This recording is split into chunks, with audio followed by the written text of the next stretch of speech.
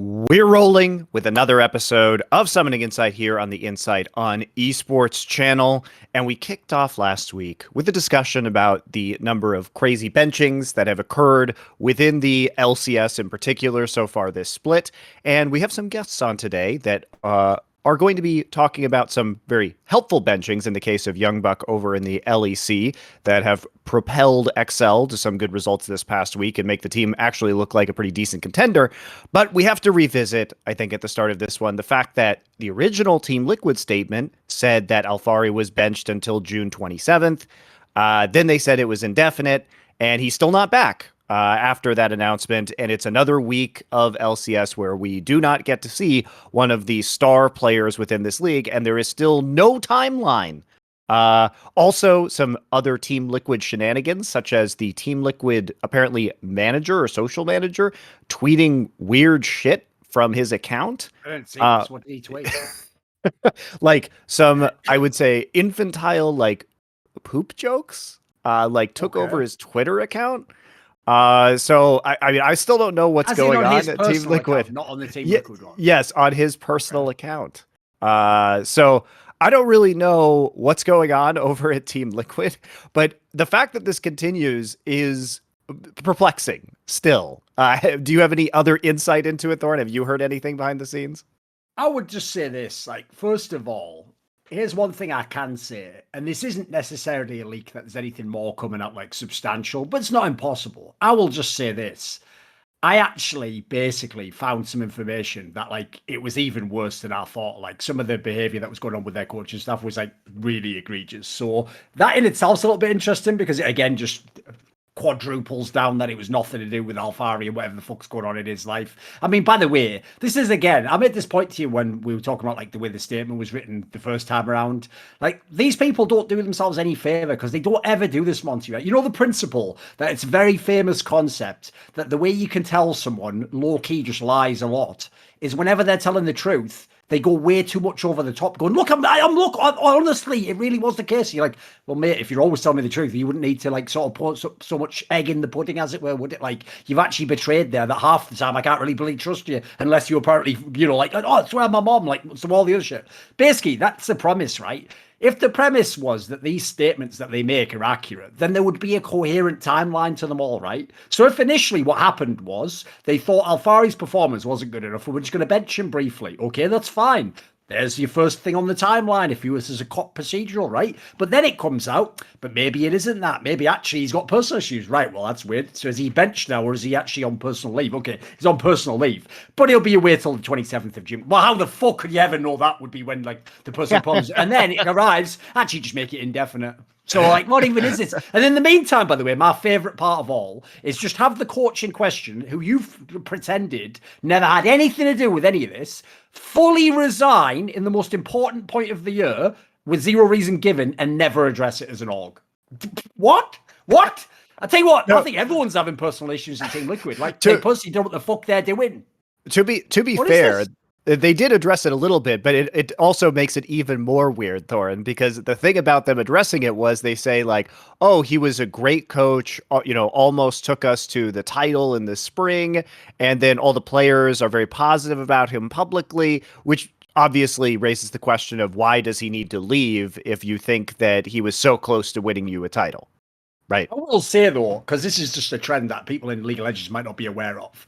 If you're thinking to yourself, but Thorin, this doesn't make sense. Alphari himself has made sort of veiled tweets that imply maybe, he's okay with being benched. Jensen made light of the whole matter when he was on Hotline League. Core JJ did an AMA where he said he enjoyed working with Jat. Oh, don't worry.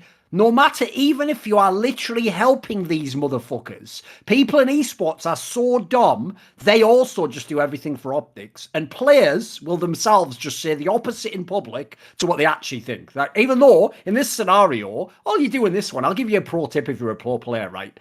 just keep your mouth shut. Just don't give an opinion either way. Just sit back and go, I'm not embroiling myself with this. The org can deal with it. I'm not going to say positive and negative. I'm just going to literally let the whole thing slide. I would even say maybe don't even address coaches at all until 2022. And then in 2022, when it's super safe, and at that point, there's so much distance is behind you, you can say whatever you want then. You can make some sort of, an allusion to if you had an issue. Or maybe, by the way, you could even be the guy who goes, I was the only one who didn't have an issue with him. Yeah, that'd be fine too. But to me, it's like this whole thing's just become a complete mess in that regard. So who the fuck knows where Team Liquid the org is at the moment? Looks like they're in bad straits anyway, mate.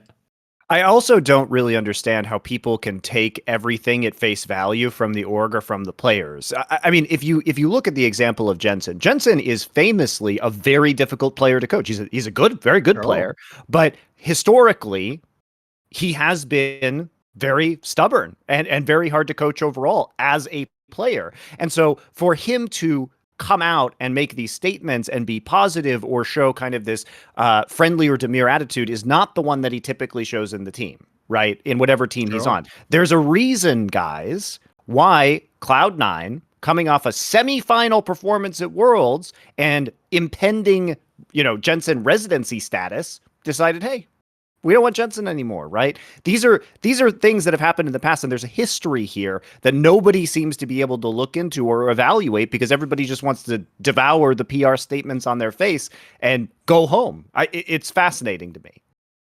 Plus, as I alluded to on a few episodes back, I heard basically he could have been in TSM this year. Like he would have been up for it, as far as I can tell. No, one thing I will say, actually, that is probably worth a quick side tangent about that topic. It's just the topic of like social media managers. Because people noticed a trend now that these people, by default, by the way, should be experts. That is literally their job, is to be a master of social media. Now, those in esports, that term is a fucking anachronism because it cannot exist. Like, what happens is, if you were actually a master of social media, spoiler, you wouldn't need to work for any team in esports. You'd be a master of social media. You would now have a massive platform you monetize. So you know what? The real masters of social media, they're all throughout esports. They've already got jobs, by the way. They're not going to work for, like, Team Liquid as the fucking social media. So what you end up with is someone who vaguely maybe understands, like, the most low-level common denominator of, like, what plebs think is funny. That tends to be what the actual, like, qualification metric is. And basically, you hire someone who themselves probably has like 1,000 followers.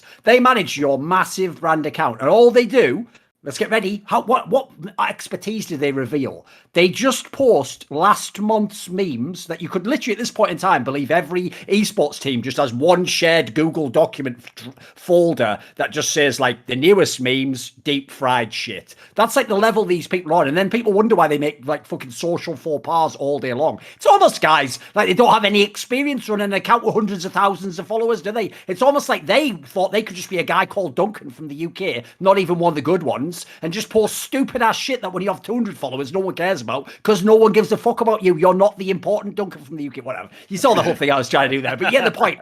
Dude, I think that thing's so stupid because we have this experience ourselves in literally our careers where we deal with people and then we could basically have to tell them like, just let us handle like the marketing and how this will be done. Like whoever you're going to give it to is just going to do a worse version of it, mate. It's actually the most overrated part of this industry, I think, because I've seen some mad ones, dude, where in League specifically, dude, you should see some of the fuck boys that they've hired to be like social media managers of some of these accounts. Like they were just the morons who would be like your replies, just posting like at him, bro. Like that those people now have like a job in this industry. It's bad, isn't it? It's bad. I think that is a fascinating topic. I think there is some value, especially to people who can spend time creating content for social media, but for the most part, it's kind of just like a brand checklist a lot of the time where they're given brand guidelines and just told to adhere to them. And it's funny too, because a lot of the, I would say, more talented social media managers get in trouble and then get fired. Like Portillo from Cloud9 is an excellent example, but he also kind of has his own like social media brand at this point in time and has done well with it on his own, which I think in some ways is more or less like a qualification for that. And he's like a brand ambassador now for Cloud9. He's not even doing social media anymore, I don't think. The fact he's not only known for getting fired actually shows that he actually, as you say, he has skin in the game. He got more famous in theory, he should only be, who's that? Oh, the guy who does Cloud9. No, he's actually known alongside doing Cloud9's Twitter. So yeah, he actually proved he knew what he was doing. Then again, though, by the way, this is why he's an outlier compared to the others. Did you ever see that thing where he basically did an interview where he explained how he was able to like stay on top of all the latest memes?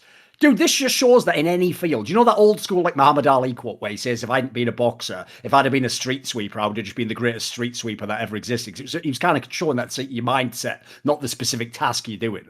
What Portillo said he did when he was like full-time being a social media manager is he would literally have TweetDeck up when he went to bed, leave the computer on. He would screen record all of the tweets for like 8 hours, because obviously someone get deleted as well. You're going to miss all the spicy memes. He would wake up in the morning, Monty, and he would just play it on like, I'm going to guess like 5 speed or something. He would just play it on some speed and just literally like essentially like download all of the fucking internet to his brain that he missed overnight. Like what that shows is that that's actually someone putting in a level of like dedication that the other fuckers I'm talking about aren't. The other ones are just going like, haha, look, I'm going to put a Padme meme. Haha, we will win this week, right? We will win this week, right? It's like, and then they just turn like, can I have all my money now? Like, no, that's garbage. What is this? It's like the level's so underwhelming. Especially because the sad thing to me, mate, is that, as I say, they're all going for lowest common denominator. So it's all the same. It's basically all a shit man's version of G2's account, right? Everyone in esports is now that, right? Which is sad because the whole premise is not that G2 esports cracked how to be marketing. It's that they did a unique marketing approach. I wish these other orgs would do that, dude. Like, think about it, right? And we always say this about LCS, how the brands have like no identity. I don't get it, mate, because to me, the most obvious, easy one to make is be a bit of like an edgy villain. Like, I think what I would literally do, no joke, I would love to have an account where it was an LCS team, but the whole like vibe and the way the account actually tweeted was just like Trick 2G. Think how fire that would be. That would be fire, mate. Well, I think he had one of the most bold personalities I've ever seen in the league. I was thought this was the shit. Yeah, he's hilarious. But I also think like, you know, beyond the obvious branding problems that we've discussed previously, because like the funny thing about G2 is that while first up, their content team's been great. The G2 account is kind of an extension of Carlos, which is wonderful because Carlos's own Twitter account is hilarious. But also like even then, the fact that they're called G2 and they have that dumb samurai logo doesn't even resonate with the tone of their brand, and they don't even really do much with it. So it's actually, by the way, completely off color as well to be like, we're samurais. Oh, by the way, we just fucking meme on everyone. Lol, we're all shit. Like that doesn't actually fit at all with the philosophy of samurais. But I agree, Monty. Like it just shows actually that they're so good. We ignore that the actual brand doesn't make any sense. They also have made 0 seppuku jokes, which seems like a really missed opportunity. It seems like a really missed opportunity. But I really think like if you look at a lot of the esports branding, it just doesn't match up at all with what the brand identity is. And I'm shocked we don't see more rebranding, because I think G2 just rebranding at this point in time wouldn't really be a hit on their image or anything like that. In fact, you could align it much better with the tone of the brand in an exciting way that people would be, I think, even more interested in. Because the problem with esports branding is that it was all done so long ago, before G2 had a solid identity, before Carlos had kind of found his niche on Twitter and social media, developing his own personal brand and what the tone of it was going to be. But they had to come up with the G2 idea first. And there's never been kind of a reiteration of that G2 idea. And I think that's like a lot of the mistake, is so many of these brands were created when esports had no identity and no money and no staff, that now they haven't really looked at the brand again and said, okay, how can we change this? But I don't think most brands would really suffer from renaming, because I think that process would make the brand so much stronger that it'd be worth the hit. Here's the problem, Monty. I can actually like skip ahead here and tell you why it won't work, because we've had this experience ourselves when we worked with Flashpoint. Again, it's the same scenarios with the social media manager. The people you'd actually need are people like us, except we're not available in theory. Like you'd need someone like us to come in and say, right, here's like the coherent theme we're going to use. And here's it. Because the big problem is this.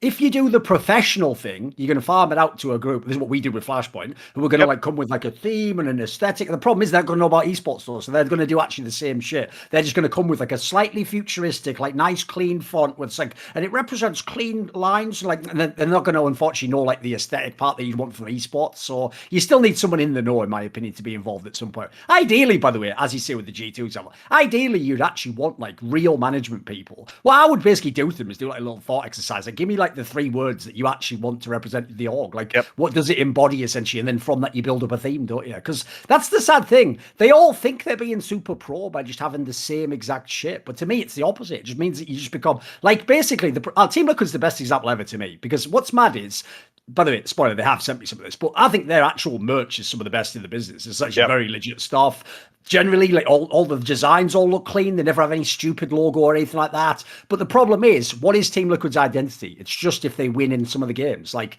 them and Cloud9 have a very hard time separating each other out. Like they, in a way, they should be lucky TSM exists as just the designated assholes of the region that anyone can sort of differentiate themselves from. But a lot of those orgs, they're just in the same wheelhouse of like, we're sort of like all family friendly and we win. So you got to have more than that, you know.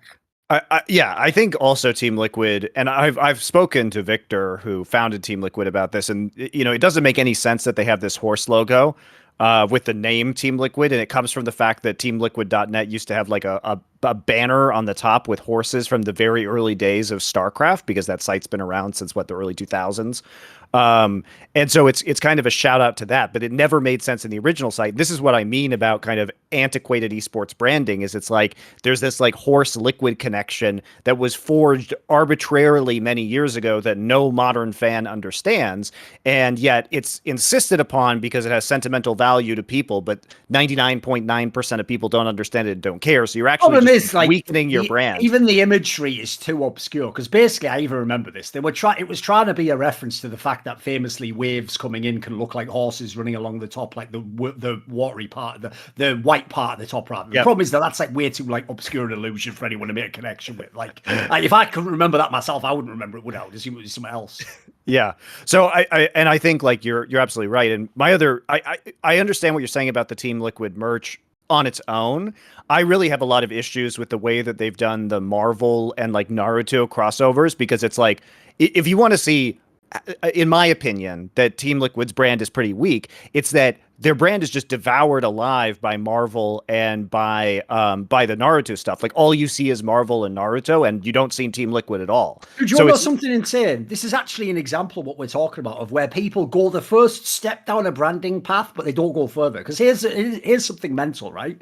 I've worked with Team Liquid on a lot of different projects, because obviously I know a bunch of the head people, right? They've asked me to, but what's mad is they never ever bothered asking me for this exact topic when they were going to partner with Marvel. And this is why it's so mental, right? Because they didn't even get it right. One thing you might have saw they did was, because at the time the CSGO team was #1 in the world, they tried to get each of them. So they got like Nitro was the captain of the team. So he had the Captain America one because he's from America and he was the captain. Like, okay, very simple illusion, but all right, I get that one. Then they had Stewie 2K. They picked Spider-Man for him. Not a bad one. He's sort of like a wisecracking young guy. Okay, you get it all so far. But it's like they didn't go beyond that. Like they didn't. What they should have really done for the activation is had the character doing something and then it is the player. So for example, for the Stewie 2K one, he should just be Naruto. Obviously, if you look at his fucking story of how he came up and he's playing in Pogs, then no one thought he should be a proper pro player, and everyone's like, "You'll never be a serious player." Like, that just is Naruto, you fucking idiot. Like, you either don't know your own player or you don't know the character that you talk. Like, just get some pros in the room here, people who actually know what they're doing. Like, these are easy connections to make. Well, the other thing is, it's a slam dunk if you pull that off. It's going to connect both sets of fan bases. The other thing too is that I totally agree, but if you also have, if the theory behind what keeping the horse is because it's part of this OG like esports legacy, why don't they ever play into their OG esports legacy? Why don't they ever say, we're like the original esports team in the West? We've got this huge pedigree. Look at our lineup of stars of our championships. You know, and also Team Liquid was known for having forums that were extremely in-depth, like analytical, the most hardcore fans. They never play into that angle. They never say, we are the home of intelligent old school esports, good discussion, in-depth analysis. Our articles are the best. You know, they never do that. They never do that ever. So it's like the reason they're keeping this branding is because of that, but they never actually play into that theme. So it all gets lost in the wash. It's crazy to me. It's crazy. But anyway, let's move on. Let's take a quick break. We're going to get Kaizen on the show first to discuss LCS, as well as some of his background and history, which is quite interesting. And I think many of you guys probably are unaware of where he came from prior to the LCS broadcast. So we're going to take a couple breaks, get him on the show, and we'll be back in just a couple. All right, we're back with our first guest. It is going to be Kaizen, who made his debut as Primal, whom I originally knew of as Derek. So he's a man of many identities over the years. So what was the progression here with your names? Because I didn't know that Primal slash Kaizen was Derek from Well Played until Doa told me, which I was Yeah. very surprised because you've changed your name so many times now that it's been hard for me to like track your career. Okay, so let me give you the chronology. So my legal name was Derek until this year, where I changed my legal name to Kaizen. So Kaizen is my legal name. And I started off as Fear Gorm way back in the esports StarCraft community. So that was like maybe 2010, 2009, 2010, around there. And then I switched from Fear Gorm to Primal last year, and that's what I was more known as in the TFT community. And I started in the League community as Primal, and I decided, okay, this is too confusing, and I like my actual name now, Kaizen, so I go by Kaizen everywhere. So it's Kaizen for the foreseeable future. Is there a reason you can give as to why you changed your name? Yeah, I mean, every change is different. As far as my current name, which is both my legal and my, I guess industry name, I Kaizen means continuous improvement or change for good in Japanese, and it's a name that really resonated with me because I had a bit of an awakening experience last year, and there was a whole bunch of stuff piled in there. We can talk about what happened there, but one of the things that I wanted to do was adopt a name that I felt represented me, and I like Derek. It is my middle name. But I had always felt like, well, I want a name that actually means something to me, not a name that was given to me because it is my name, right? So, Kaizen. Okay, if people want to actually find out the backstory on all that, by the way, like if they go on Kaizen's Twitter, it's actually his pinned tweet. He has like a tweet longer, which has a video in it where he basically explains this whole thing he went through, where he basically took like ayahuasca and had like a sort of a life journey change in some quite a way that you're probably not going to expect for someone who works in esports. Yeah. Which is interesting too, because that's been something that I've been wanting to go to Peru and do myself, but haven't had the He did it in Orlando, apparently. Apparently, it's a place you can just go to. Neat. Right? Yeah, spiritual center of the world, Orlando, Florida. Who knew? Who knew? I've heard good things about doing it, going down in Peru though, and being at some of those centers down there as well. So options for you guys. I find it personally very interesting. Maybe we'll get into that a little bit later. But we should talk about some League of Legends at least first. And also, for people who don't know, you worked at Riot previously to deciding that you wanted to go be a pro gamer, which you did in TFT for a little bit, before now rejoining as a freelancer for the Riot broadcast. So what was your career in kind of esports tournament operations at Riot? Because you weren't on the broadcast, but you were doing a lot of the work behind the scenes. Yeah, so I joined Riot after interning in 2013. So between my junior and senior year of college, I took off some time. So I interned, and as an intern, sort of a generalist doing, league operations, tournament formats, disciplinary policies, etc. Then I joined full time in 2014, and I started off on the league operations team for North America and global events. So there, it was more strategic work. I worked on things like the import rule, worked on the appeals process for players to get unbanned, like Incarnation, now Jensen, etc. And after a while, North America and global team split, and I went over to the global team. So I continued to do that sort of strategic and policy work for some years. Then in 2016, I moved over to the events team. So I started operating our global events. So I started off with the Mid-Season Invitational in 2016, which was in Shanghai. And then from there, I went on to run the 2017 World Championship. And then I ran the 3 global events for 2019 and on the year prior, 2018. And then I left last year to, it was actually more about finding myself. But in the meantime, I was like, well, I've become extremely good at TFT, and I'd always wanted to be a pro gamer because I'd been a relatively high-level League of Legends player back in my day, around high Grandmaster, those masters back then, but it was the equivalent. But I'd never been quite good enough to go pro. And I've been dealing with sort of mental health issues and stuff that I think had been limiting my ability to do things with, all of my power. So I was like, well, I love TFT, and while I'm figuring out what I want to do with my life, might as well do that. So Yeah, that's my progression through Riot. And there's some esports stuff before Riot as well, but that's a Riot piece. Yeah, because it was interesting to me. Yeah, go Oh, on. sorry, go Thorin. Basically, like some of the like that's like the long way around. But basically, I'll cut to the chase, mate. It's my style. Basically, Monty alluded to the fact that you were somehow involved with some things that I wouldn't even use the word controversial because it's such a whack label. I would just say things that are like often like a massive conversation starters in League of Legends. So an obvious example would be like the interregional movement policy thing, which was basically that whole thing of like before it was just if you had the green card, it was like you could come to America and you could eventually claim you were like an NA resident, as obviously people like Svenskeren and Santorin. You'll know a bunch of the names if you've been following League for enough time. Bjergsen, obviously. Basically, he implied you were involved with this. Like, first and foremost, how much were you actually involved with it? Because obviously, like, it's like if someone says, like, I was a designer and I worked on Yasuo. It's like, whoa, did you actually invent it or just tweak it? Like, we need to know that sort of like distinction. You know how mad people would want to get at you. Was this like your idea? What were you doing with it? It was actually. I literally wrote the rule, and I'm the one who, when I came to Riot, it was one of my first priorities because I had come from the StarCraft community. Yep, And that's I what I had was seen, going to ask. yeah, I had seen in the StarCraft community what had happened when you had absolutely no guidelines around this. And StarCraft was my first esports love, and I didn't want to see that happen to League of Legends. So, I did join as a coordinator, so it's not like I unilaterally put the rule in place, like, Right. that I didn't have to run through approval chains because that's not how business works. But yeah, I was the one who said, hey, I think we should do this. I'll do all the work, consult the lawyers, write the rules, etc.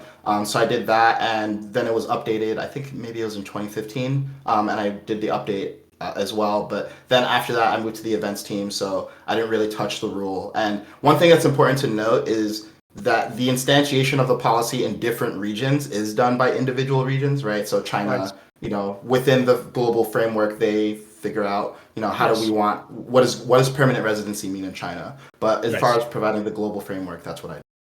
By the Yeah, way, you two also- things. One thing, very briefly, we won't say the reason why, but there's a reason why China might want their own reasons to do that. The other thing to say would be this, just to very briefly explain, the reason why his allusion to StarCraft 2 is very relevant is because in StarCraft 2, instead of LCS, you had a thing called WCS, which was like their version of trying to build what LCS became. And the main problem was this, when they ran it initially, before it was properly regionalized, like every StarCraft 2 tournament, the best Korean players just came to any tournament they wanted and could win any event in theory. So what they had to do instead was, because they felt like the best Koreans will just overwhelm all the Western regions, essentially, that was the main regions that they were worried about, they initially made it where it essentially skipped over. It didn't have a rule like Derek made here for LCS. Instead, what happened was they just skipped straight to the idea that you had to declare the region, but you then also had to actually have the like actual living papers to work in that region. So famously, an example would be actually someone who became a coach of T1 not that long ago, Polt, was playing in America, even though he was Korean, absolutely Korean, but he just declared his region as America. I think he was at school at the time, so he had like whatever the visa you would need to be able to go to university there. And so he was a rare example of a Korean. So I think Jaedong was as well. There was a couple of them. They could actually play in, like, for example, the equivalent of what would be LCS. So like that's quite relevant because obviously in that case, Blizzard's only real option was to just go with the legal route of like, look, if you can legally work here, we sort of have to let you play. But obviously that's not going to apply to a guy who's coming for the weekend. So what was the thinking of doing it in the way you did with LCS then? Because obviously it started out actually as sort of a compromise. Like some people got like to immediately be a resident, and then other people, they had to do the sort of like 8 out of 9 splits. And then we've seen it evolve over time. So what was the actual thinking of what you were trying to do differently in League?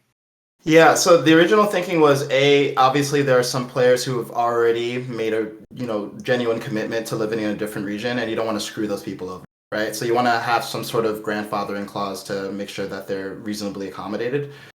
Then I think there's also the recognition that it's not so much of a legal status that we're looking for when we think of a player as North American. It's more of an identity and affiliation thing, right? So someone like Impact, who made a genuine commitment to being in the region, and I think everyone thought of as an NA player, we wanted both him to get grandfathered and future impacts to be possible. Hence the rule that's, as a proportion of time, spent playing League of Legends, we want you to spend some proportion of that time playing in NA, right? So I don't know what the current philosophy is on, the interregional movement policy because I'm not there anymore. But that was the original thinking, that it wasn't so much that we want someone to have like a passport that says I'm a United States citizen. We wanted someone who fans could identify and resonate with as, hey, yeah, this is a player who actually is a North American in spirit.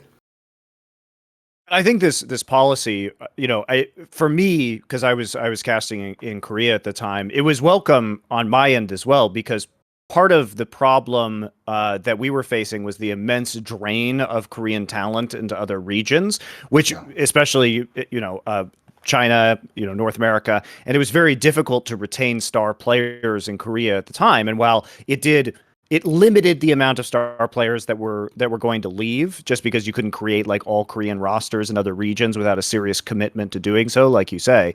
And also, as much as I also enjoyed StarCraft and the kind of Korean scene around that, because it allowed people to kind of see all of the best players competing against each other. As soon as Thorin alluded to, the WCS came up, which was a new system that kind of globalized StarCraft, where before it was just kind of like watching GSL or a localized Korean tournament, and you had to go to Korea to really compete at the top level rather than having it in Europe or North America. It made a lot of sense. And this policy has gotten popular enough that now we're actually looking at significant pushback against the discussions of its removal, particularly in North America. So I think the fans have really kind of latched onto it and really appreciate it as a way to help develop local talent, because it forces regions, part of what's not talked about is it also forces regions to develop talent inherently, because otherwise they fall behind. Whereas without it,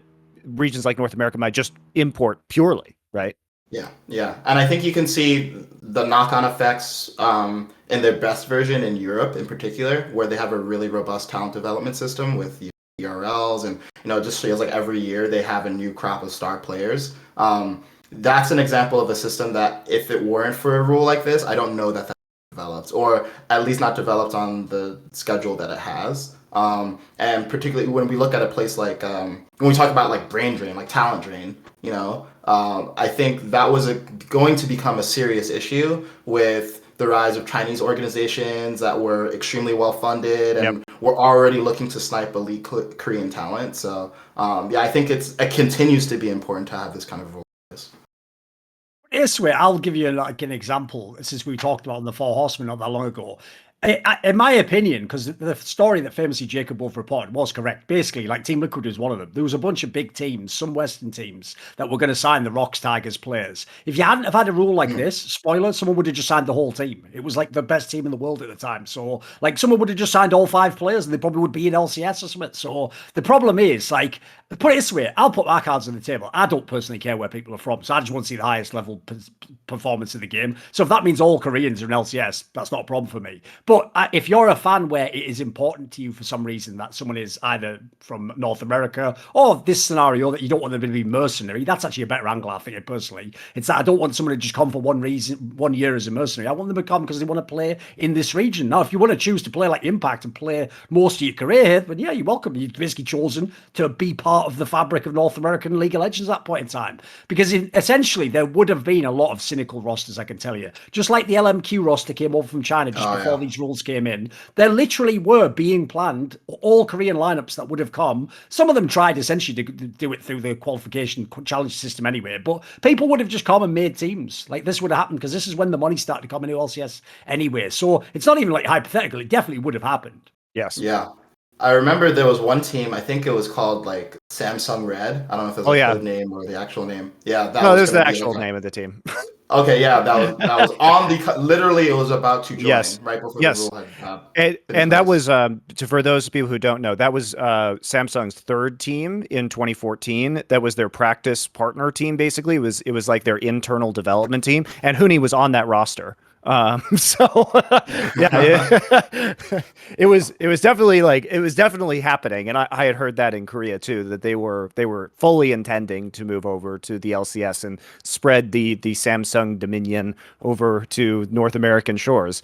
But yeah, I think like now we can look at the policy in retrospect and say, hey, this has been really successful. I, like Thorin, just care about the highest level of competition, which is why I think that there should be. I think League of Legends has reached a point where the level of regional competition is so vast at the professional level that it's virtually impossible. I would say it's virtually impossible for anyone to watch every game in the major regions. Oh, Even definitely. as a just LPL alone is almost logistically impossible to watch, mate. yeah, yeah. It's gotten to the point where it is probably, I mean, you'd have to check, but the only way to watch it is in VODs, and to do so quickly by kind of skimming through and figuring out the major points in the game. If you're an expert, you can actually do that pretty quickly. You could probably cut the match time in half, and also with all the breaks in between games, if you eliminate those, it's much more efficient as an analyst just to watch VODs, because you can get through them in like 1/3 of the time. Basically, I've just looked it up now. Just this week alone, there will be 16 best of threes in LPL.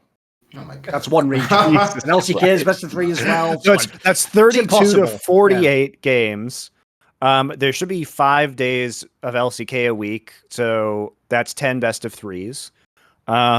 So yeah, I mean, even those 2 regions, it becomes super crazy to watch all the games. And even if you were to do it quickly, you would say generously you're looking at probably a schedule that would be 50 hours of VOD watching. And that's skimming.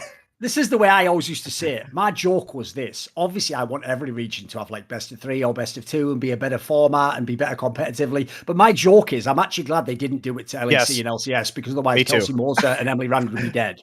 Yeah. It would just be dead. Well, they did. They would have had no sleep. They did do it, yeah. No, and they were like, oh, we got to walk that shit back real quick. So, yeah, I do think, though, like, and also I don't want to watch that many games of LCS. Please no. I'm grateful purely for my own time that isn't the case, even though I agree that it is competitively a much better format. But the point is this. Because of the interregional movement policy, you can say, obviously, whether it's LCK or LPL has been the best league at certain points in time, but at the end of the day, we don't have like a real fully professionalized league. Like we have all these leagues all over the world, but it's not actually feeding into like an import region lock free professional league that is actually followable. And I think at this point, one thing that I do give Riot a lot of credit for is that they built really robust regional leagues, not only the major regions, but Turkey, Brazil, Vietnam. Now, these are all, very strong regional leagues. Even, EU Masters now, the under leagues to Europe. And I feel like at this point in time, it would be best to start having a fully professionalized league on top of all of even the major regional leagues that doesn't have import restrictions, that can play in different regions. So like they could play one split in North America and then one split in Asia, in China, and then one split in Europe. So you actually get some movement around the world, but it's just become so impossible to follow this game at a professional level. And I also think it would do good things for the LCS in terms of being able to develop local North American talent as a league. And if you had, say, 20 teams in the top league in the world, and you could, say, promote the teams that have done well in various regions. So you say, okay, there's going to be enormous franchising fee buy-in for this top league. And then we're going to say, okay, these are the clubs that we think have done the best. Now, I've said in the past that this is risky because I don't particularly want Riot to play kingmaker with esports organizations, because the knock-on effect of this is that Riot basically gives enormous power across all esports to these orgs because of the level of funding that they would receive from an opportunity like this. But at the same time, I think it's just unmanageable the way that things have spun out right now. So I was curious what your thoughts on this were, if there were a system that wouldn't allow the region locking right now, because I think it's just so difficult to follow League of Legends, and I think that lack of cohesive narrative around a professional scene is ultimately kind of hurting it as an esport. Yeah, so first of all, I just want to caveat that I can only speak for myself. I can't speak on behalf of Riot. I don't. You don't work at Riot anymore. Riot. We get it. This is your professional opinion based on your previous work. Yes. So I do think that it is extremely hard to follow the scene globally. I'm not sure that it should be a priority for an individual fan to be able to follow the entire scene, though. Like I can see from a hardcore, enthusiast perspective, like. It's become harder and harder to consume all that content, but I don't know that it makes sense to have a model whereby we expect people to. Like, I think the Riot model is very much a model where they want people to just focus on their regional. right? And I think at least if you look at this from an LPL perspective, it makes a lot of sense. Like they've basically reached escape velocity with the scale of the sport there, and it makes sense to want a Chinese fan to just consume LPL content and invest resources in hero building there. And I don't know from an LPL perspective if it makes sense to say, okay, well, now we're going to carve out part of the year to direct LPL fans' limited attention toward, watching, I don't know, 40% LPL, 30% LCK, and then 20% NA teams, over, now a 6-month period of time instead of either 3 months or whatever that they have now. That said, if your goal was to make this a super cohesive global sport, then yeah, I think what you should probably do is cut down on some of the regional competition and just have more international competition and have some consistent teams that you're going to be seeing like over the course of spring, for example, constantly play at the highest level. I think that would be interesting for the group of people here, right? Who I want to see I want to see like the absolute best stuff. But at the same time, I don't know that that's conducive to regional fandom. Like, I don't know how many North American or European fans are down to watch just the highest level at the expense of having people that they feel a genuine connection to. And I don't know that's actually long-term healthy for the sport. So I think it depends on what the priority is. Is the priority to have a global sport with a significantly varied footprint across the Eastern and Western Hemisphere, or is it to produce the absolute best League of Legends possible? In which case, yeah, you should have basically, China, Korea, playing constantly, right? With a few NA and EU teams sprinkled in. But you say NA and EU teams, but this is in this world, the NA and EU teams might have all Korean or Chinese rosters because you remove the region locking restrictions, right? It would just be a free for all, and I don't think it takes away from other leagues because constantly, the minor regions have players pulled from them, whether it's like or secondary leagues like EU Masters, players being promoted LEC. The viewership of EU Masters has been good. Brazil has huge viewership, arguably on par with the LCS right now. We've seen, the Turkish leagues have their own viewership. So your theory, I think, about how fans are looking to support their regional leagues holds true in these regions. So if that's the case, why wouldn't it necessarily hold true? So you would see potentially more American players or rising talent in the LCS. You would just have a professional league, like the top league on top of that. And it wouldn't run for part of the year like it would run for most of the year, right? It would just be an alternative viewing option. And I also think that eventually this is how esports has to go. It's how it always has been. If you look at the Counter-Strike scene, it is a circuit that has all of the best teams in it, and it makes for significantly more exciting competition. And there isn't confusion about how to follow the top level matches, right? And I think just it's inevitable as we move towards a more globalized world. I mean, you see that even with traditional sports leagues right now.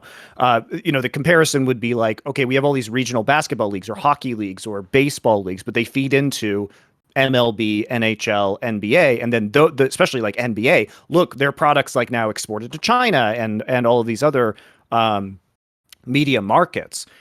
So I think it's, as sports are also moving in that direction, it is kind of impossible to see a future where that doesn't exist because the money at that level is just insane.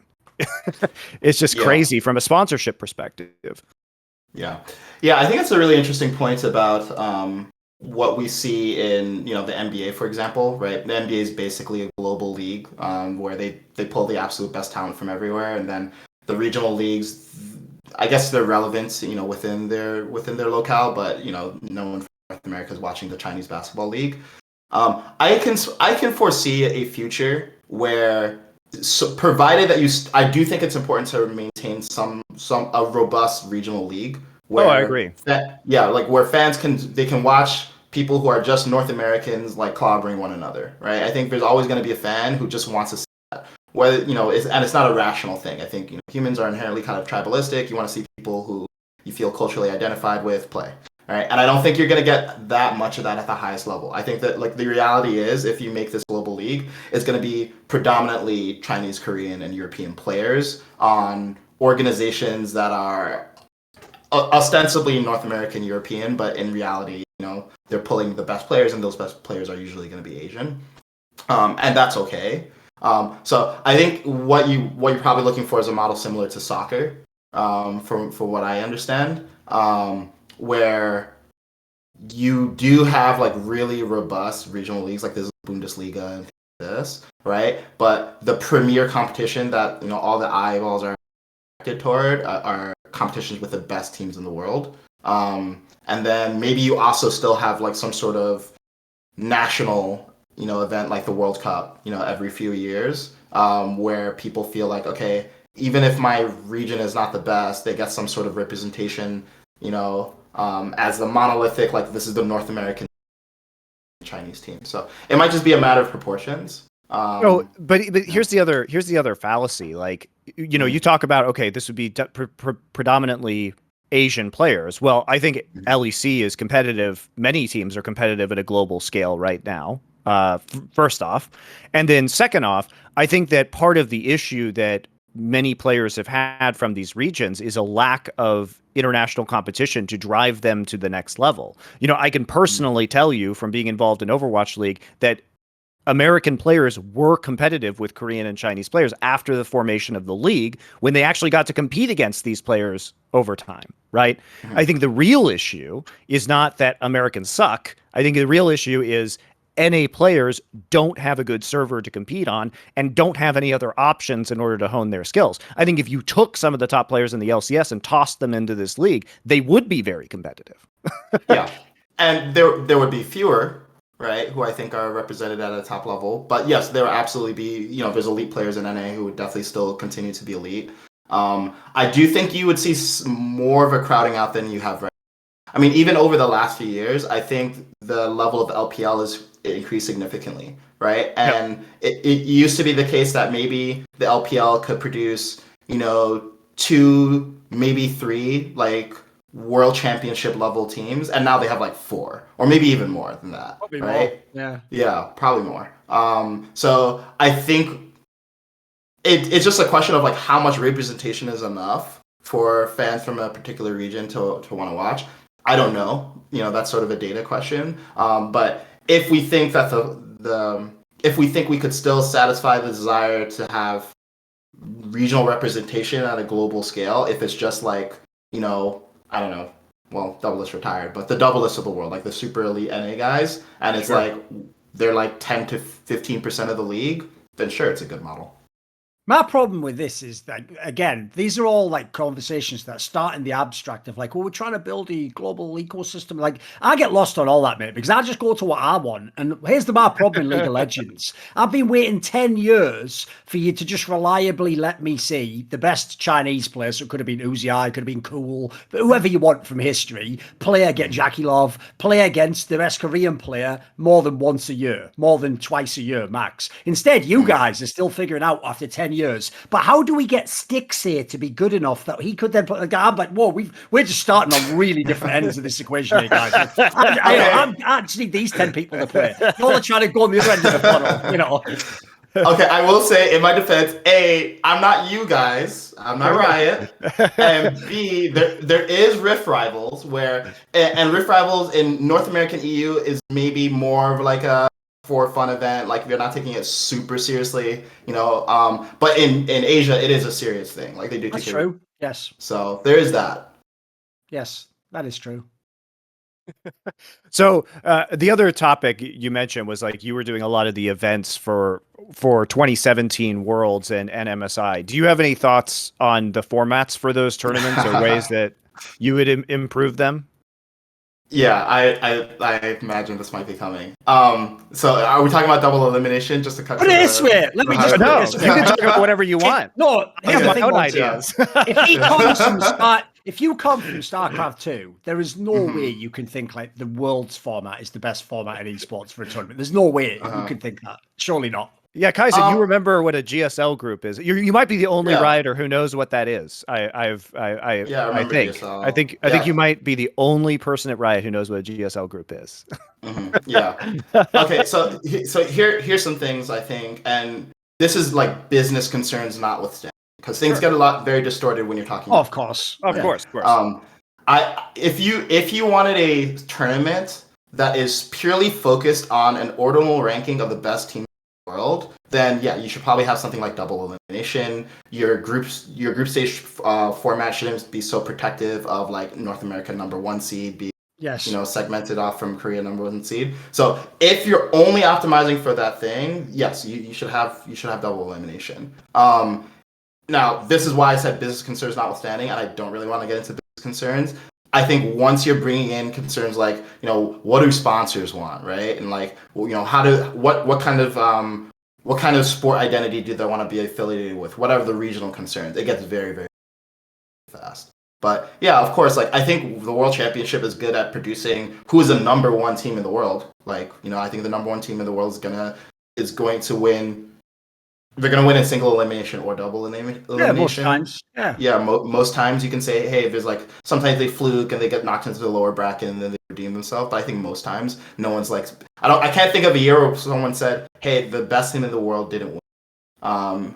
No, it's not because there might be a specific year. It's just, there's not I think both the Rocks, Tigers, and KT could fall into those buckets. So. Okay, yeah, sure, that's fair. But there's certainly years where one could argue that the best two teams didn't meet in the finals, right? Sure, yeah. Yeah, and that is sort of the downside of single elim. I can say, and this is admittedly with an American sports bias that I know I have as an American. The NFL, NBA, like it's all single elimination. Like there's something exciting about having there's a high stakes nature to having a single elimination. Like you get these 5 games or you're out. And there's also something anticlimactic, I think, occasionally about double elimination when either the same team wins in lower bracket. The same team has won in winner's bracket the whole time and go on to win the entire tournament, and the lower bracket was actually that competitive at the end. Or you feel like an advantage needs to be produced as a reward for the winner's bracket finalists, like let's say a side selection advantage or a game advantage, and the loser bracket team loses due to system bias as opposed to their inherent skill. Yes. Like, so for example, if you were to say the winner bracket finalist gets side selection in every game in the series as a reward for having never gone to the lower bracket, then that can feel a little dissatisfying. And I think as someone who did work on these formats, I at least personally couldn't come up with something that feels satisfying as a reasonable reward for a winner bracket finalist versus a loser bracket finalist. So one could argue, okay, then what you should just do is reset everything, right? You just reset everything. No one's arguing that. Maybe fighting game people from a long time ago, but yeah. Yeah. I'm sorry, Kaizen. The next time I hear that as a justification, I am going to just reach through the internet and slap whoever says that, because we can't rent a stadium for an extra day. We can't extend a broadcast by an additional 6 hours. It's not a reasonable way to do things right now. I think side selection for the first game makes sense, and then it's loser selects. I think that people, I would say playing multiple extra series, each with the threat of elimination, is a really big losers bracket penalty already. Forces you to show more strats.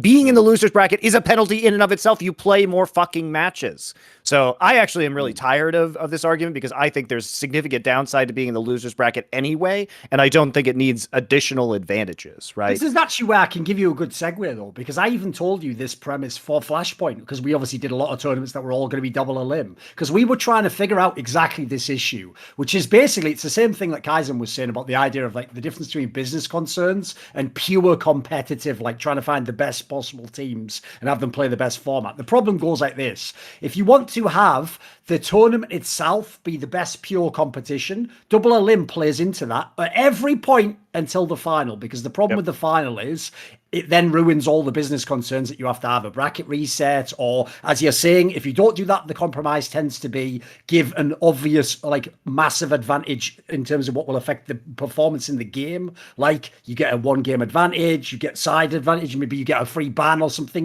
whatever you give them. The problem with that is it then makes the game itself not a like standard competition. It's not one where both teams enter with the same scenario. So you're always compromising something. So what I tried to think of was this.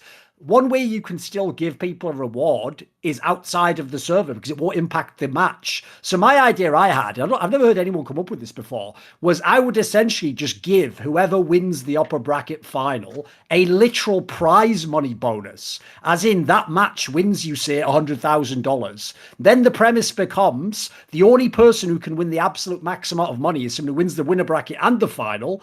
If someone wins from the lower bracket, they can still win the tournament, but because they got to play on even ground, they don't get the same bonus. And if you were somehow to win the upper bracket but then lose in the final, you would still get more than if the team that had come from the lower bracket had lost. So it's a way to add, I'm sort of balancing out the compromise to not affect the match itself. Yeah. So that's what I'm amazed no one's ever tried anything like that. It was all I was wanting to do for Flashpoint when it was a thing.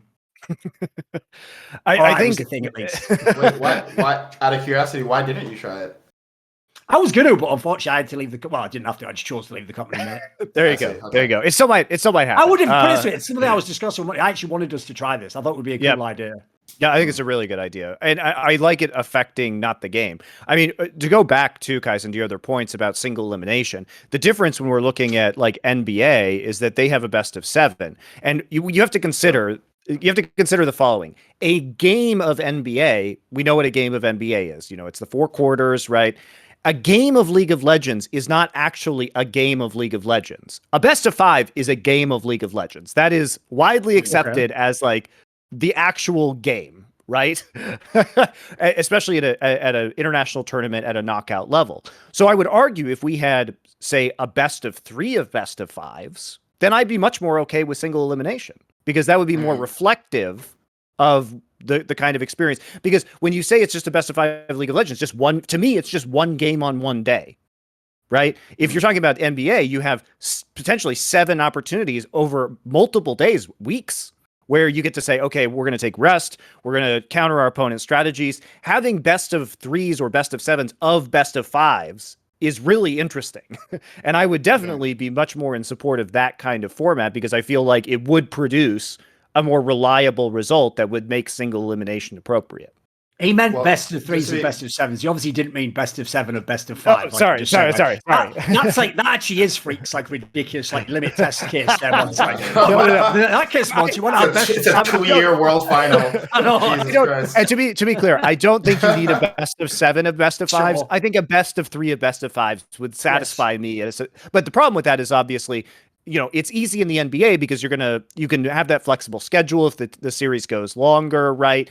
You can take the breaks. One team that wins 4-0 is going to have a week off before the next round of the playoffs starts so that everything can kind of go through appropriately. Having Worlds over 2 months is difficult. And also renting stadiums that may or may not be used for certain series is extremely expensive. So I understand why this can't happen from a business perspective, but just as a theoretical concern around single elimination. So that's why, in the absence of the ability to do that, I think double elimination is better because you can definitively schedule a double elimination tournament. In the future, when we do have the luxury of being able to do that, like a best of system of best of 5s, I agree with you that single elimination is fine. Yeah. Just to be clear, though, the 3 sets of best of 5s for a single elimination final, what problem does that resolve, though? Because is your concern that you don't feel like the final is a sufficient number of games to determine who the better team is of those 2?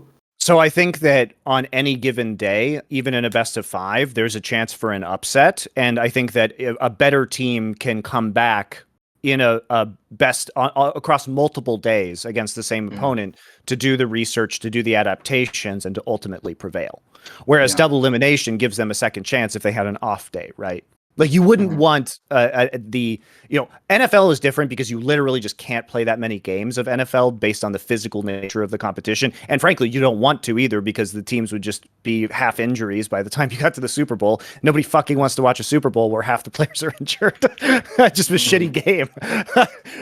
So, but in NBA, NHL, these kind of competitions, I think that it's more reasonable to have the longer formats, but it prevents you from having a bad day and then just losing. Right. Yeah. I mean, here's where we get into just very feely territory about what's the emotional salience here, because there is something to be said for, hey, who shows up better on the day, right? Like who came in with the right mindset buzzwords, killer instinct, etc. on that single day in a single best of 5 as opposed to an extended best of 5 or, best of 3 sets of best of 5s over, the course of a week. And again, this is somewhere where it's just kind of cultural, like what people value more. I know, again, in American sports, and I'm not saying that American sports should be, the dog wagging the tail of the rest of League of Legends esports. They do. People really. But it happens. But normatively, whether it should happen, I'm not, really getting into right now. That is a trope of American sports that people do like in America. I don't know what people like in China in this regard. I will say, though, it's one area where people don't actually think like and contrast formats. Because I'll give you an example. Like people like Michael Jordan would probably have way less championship rings if you played best of 1 in the NBA. Like plenty of teams can beat you in a best of 1 in the NBA, of course. So like we take it for granted in those sports that because essentially what you were saying there is exactly how all the sports shows break down NHL and NFL games, etc. Like even if it's a best of 7 series, they talk in the same way in terms of like descriptive terms as they do about the best of 1 that's the NFL. So if Tom Brady wins the NFL, where he must have been like he had the right stuff, he's got the killer instinct, he refuses to lose. But what they ignore is they say the same thing about the guy in the best of 7, where he gets to lose game 1 and game 2 potentially and come back, and recover from a bad day. So basically, I think they take whatever the format is and they apply the same logic to that. Like they can shrink or grow that depending on the format, no matter what it is in that sense. Like put it this way, I like sports. Again, cards on the table. I'm not pretending I like things that are the most palatable. I like to watch snooker, and when you do the snooker world championship, it's best of 33 frames, and you play it in like 4 different sessions that I think are like 8-frame sessions. And so you can, by the way, you can beat someone in half the time, or it can go twice as long, Monty. And I fucking love it because it's supposed to be a boring ass sport. It's supposed to be the most hardcore sport in the universe. And if you don't like that, if you're like with the popcorn, like, I'm not enjoying this one, like, get the fuck out because we've got 24 more frames to go. Jesus. I just have to Google snooker. I've never heard of it. It's like pool. It's like a better version of pool, basically. Yeah. I see. Interesting. Yeah. All right. So let's stop talking about formats and let's talk about your current job. So how did you get involved? How did you make the jump from TFT over to being on the LCS now as an analyst? Yeah. So I think we should talk first about like who I was at Riot. So besides like the roles that I did, I was sort of, I guess, an esports fanatic. Like I was one of these guys who was like watching League of Legends always. I played the game pretty high level. I was a CLG guy who wore like CLG jersey work and stuff. So I've been the kind of person who I think the broadcast team have been aware of me as just sort of someone with really good energy, frankly, and is like just entertaining in terms, right? But obviously those are not qualifications to be on a broadcast. So when I left Riot, I started playing TFT professionally as a competitor, and I started being a streamer and started to be on camera more. And I actually started commentating TFT as well. So I commentated the North American Championship for TFT, first World Championship. And I think when Riot was restructuring their analyst desk going into this year, they had seen my work on the TFT analyst desk, and they liked what I was bringing there, and they asked, hey, well, we know you're passionate about League of Legends, and now we've seen that you can present well on camera. Do you want to give it a try? So I honestly had not even been thinking about it. I'd been focused on my current journey with TFT, and I wasn't even sure what I was going to be doing in the future. But they approached me, and I said, yeah, I'll give it a try. And that's why I'm doing this now. Also, because it's technically true, he took ayahuasca, yada yada yada. Now he's on the LCS. That's the best ad ever. You fill in the rest. You fill in the rest. You too could take ayahuasca. That's what it takes to enjoy the LCS, by the way. Oh my god, y'all are brutal. Come on. Anything, that might be a commercial against ayahuasca. You wouldn't watch it this long if you didn't like it. No, you listen, like the messiness. That might be a I like the commercial attention, Kaizen. I like the attention. Basically, someone take a picture of someday when he was on all those bad 100 Thieves teams for you and just be like, ayahuasca, not even once. Don't anything else. There you go. Yeah. I'm glad he's on a good team now, by the way. True. Yeah. So coming into this year, like it was tough at the start of the year, but you guys are back in the studio now. You're making tons more content. The show seems to be going well overall.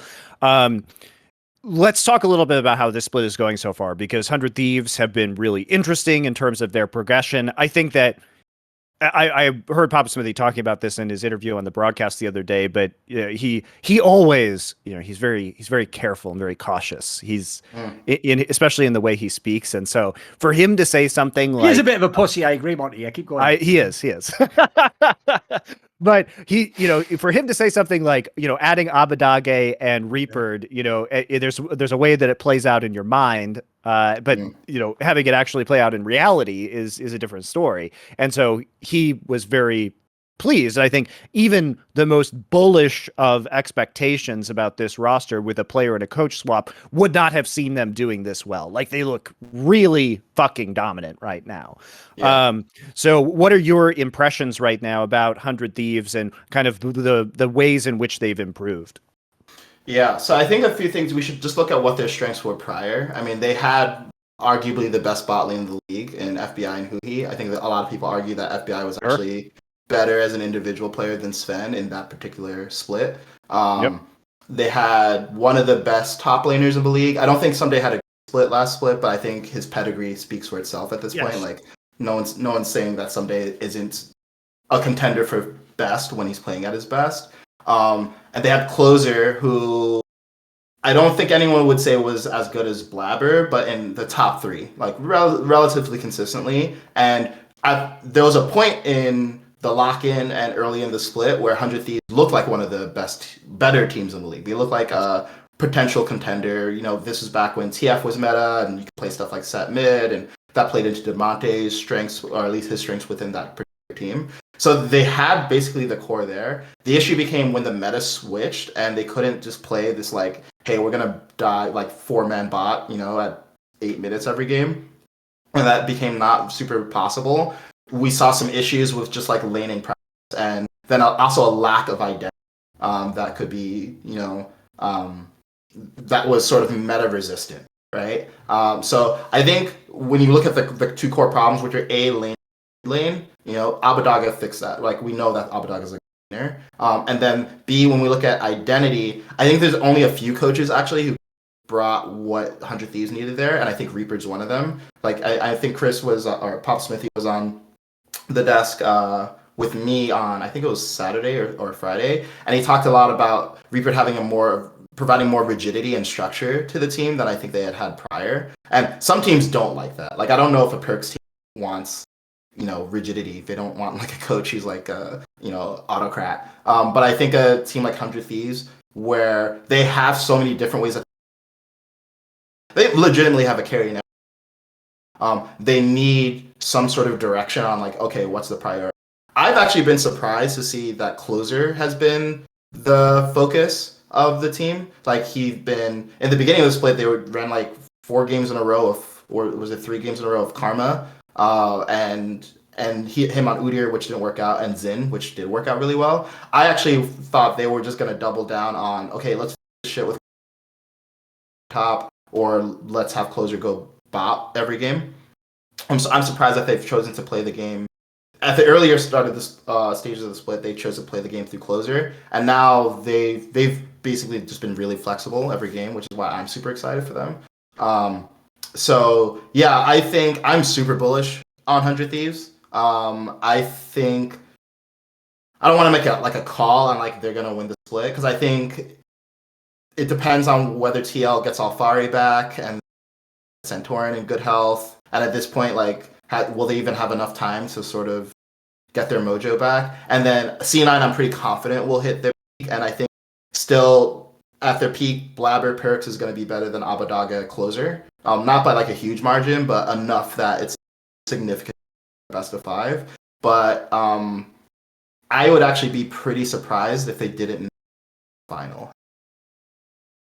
Yeah, I agree. You might want to check your noise gate settings on your mic there, Kaizen, because you're cutting out just a little bit. So if you check out in Discord, but yeah, I think it's interesting to project them into the future and think about where they exist. I think it's hard to have TSM in that conversation, just because I don't think that a complete TL or an improved C9 or the existing 100 Thieves, like, I don't think they can pound for pound, player for player compete with any of those rosters. So it's really difficult to say like, well, no, either 100 Thieves is suddenly going to get worse, and we're assuming that C9 and Team Liquid are not going to improve by the time playoffs rolls around, or you're trying to bet against Perkz in playoffs, which historically hasn't been a winning strategy for most teams that have played against him. And kind of like his veteran presence, and really, I think that's what he brings, is that the shot calling and the leadership within those kind of high pressure scenarios. So it is hard to imagine, a Perkz led team kind of totally collapsing these days in a playoff scenario. So yeah, I think it's TSM still definitely has a shot, but I think the teams that you're listing definitely have more of the opportunity to do well in the playoffs and would be considered more of the potential title contenders. Yeah. I mean, I find 100 Thieves really fascinating right now because in terms of the versatility of their strategies, like you're saying, it was surprising to see Karma at first, and we saw more of the kind of traditional Abadage or meta picks like the Akali coming into play. But it's been kind of a fascinating slew of different strategies, entirely unique strategies that have spilled out into other regions, including, the Ziggs bot strategy, that running FBI on the Lee Sin. So it's, they in some ways are setting meta trends globally as well, which is really very rarely said of LCS teams. So they're certainly onto something, and whether that's the players or whether that's Reaper bringing in his ideas and innovations, I don't know the answer to that. Probably a little bit of both, depending on what the topic is. But this is a team that, I mean, in its current form, who knows what the future patches or meta hold, I think can actually do damage at an international level, which I am always cautious to say about LCS teams. Yeah. And I think something to be said for TSM in their defense is, I think in this one style that they play, I think they're the best at that style. Like late game oriented, scaling, front to back, 5v5, team fighting, set up fights around objective. I think the vision control is really good. And they did just beat C9, right? So I'm sure TSM fans are like, what the fuck? Like, why are they still getting doubted? The issue comes in best of fives, where you really you need to either be like world class at a style, which I'm not confident that TSM is like world class level at playing this particular style, or you need to have multiple different looks, because over the course of the best of five, like, you're going to get to a point where champ pools start to get exhausted. You're going to see C9 do things like crazy level ones, that really throw you off, like they had in the final versus TL last split. And I don't see that from TSM. They feel really predictable. And they have they have games where, for instance, last game, like they smashed bot, which was not something you associate with TSM at all. Lost is not generally considered a lane dominant player. Sword Art, although he's extremely good, is considered someone who's more good in the macro sense, and he's like really good at making plays mid lane, and just like he roams constantly. So that's why, like, even though TSM is top 2 in the standings right now, and even at this point last year where they were top in the standings, it's hard for me to view TSM as a first place team in NA, and B, a team that's really threatening internationally. Whereas 100 Thieves, I look at this team and I'm like, yeah, there's so many different ways they can play the game. I felt the same way about TL earlier in the split, or earlier in the year rather, when Core and Tactical were playing really well. They could play through bot or they could play through top, and then Jensen is super consistent. I feel that way about C9, where Perkz can play fucking anything. Blabber's a huge carry threat in the jungle, and now Fudge is really coming into his own as well as a carry top laner. We saw his Lee Sin at MSI be incredible, and then Sven and Vulcan we know are super good. TSM is harder for me to say that. So I think TSM is good. I think they're solid. Yeah, for sure. This is why I still am not convinced that they're a first place contender. Well, yeah, that's what I'm saying, is like it's not necessarily a knock against TSM. Yes, they beat Cloud9, but also that was, you look at the way they won that game very early on, and this is kind of a knock against best of one formats in general. And also they got absolutely blasted by Dignitas this last week as well. Yeah, there's another thing. If you're a TSM fan and you're like, this is unfair, look at our place in the standings, how can you still doubt us?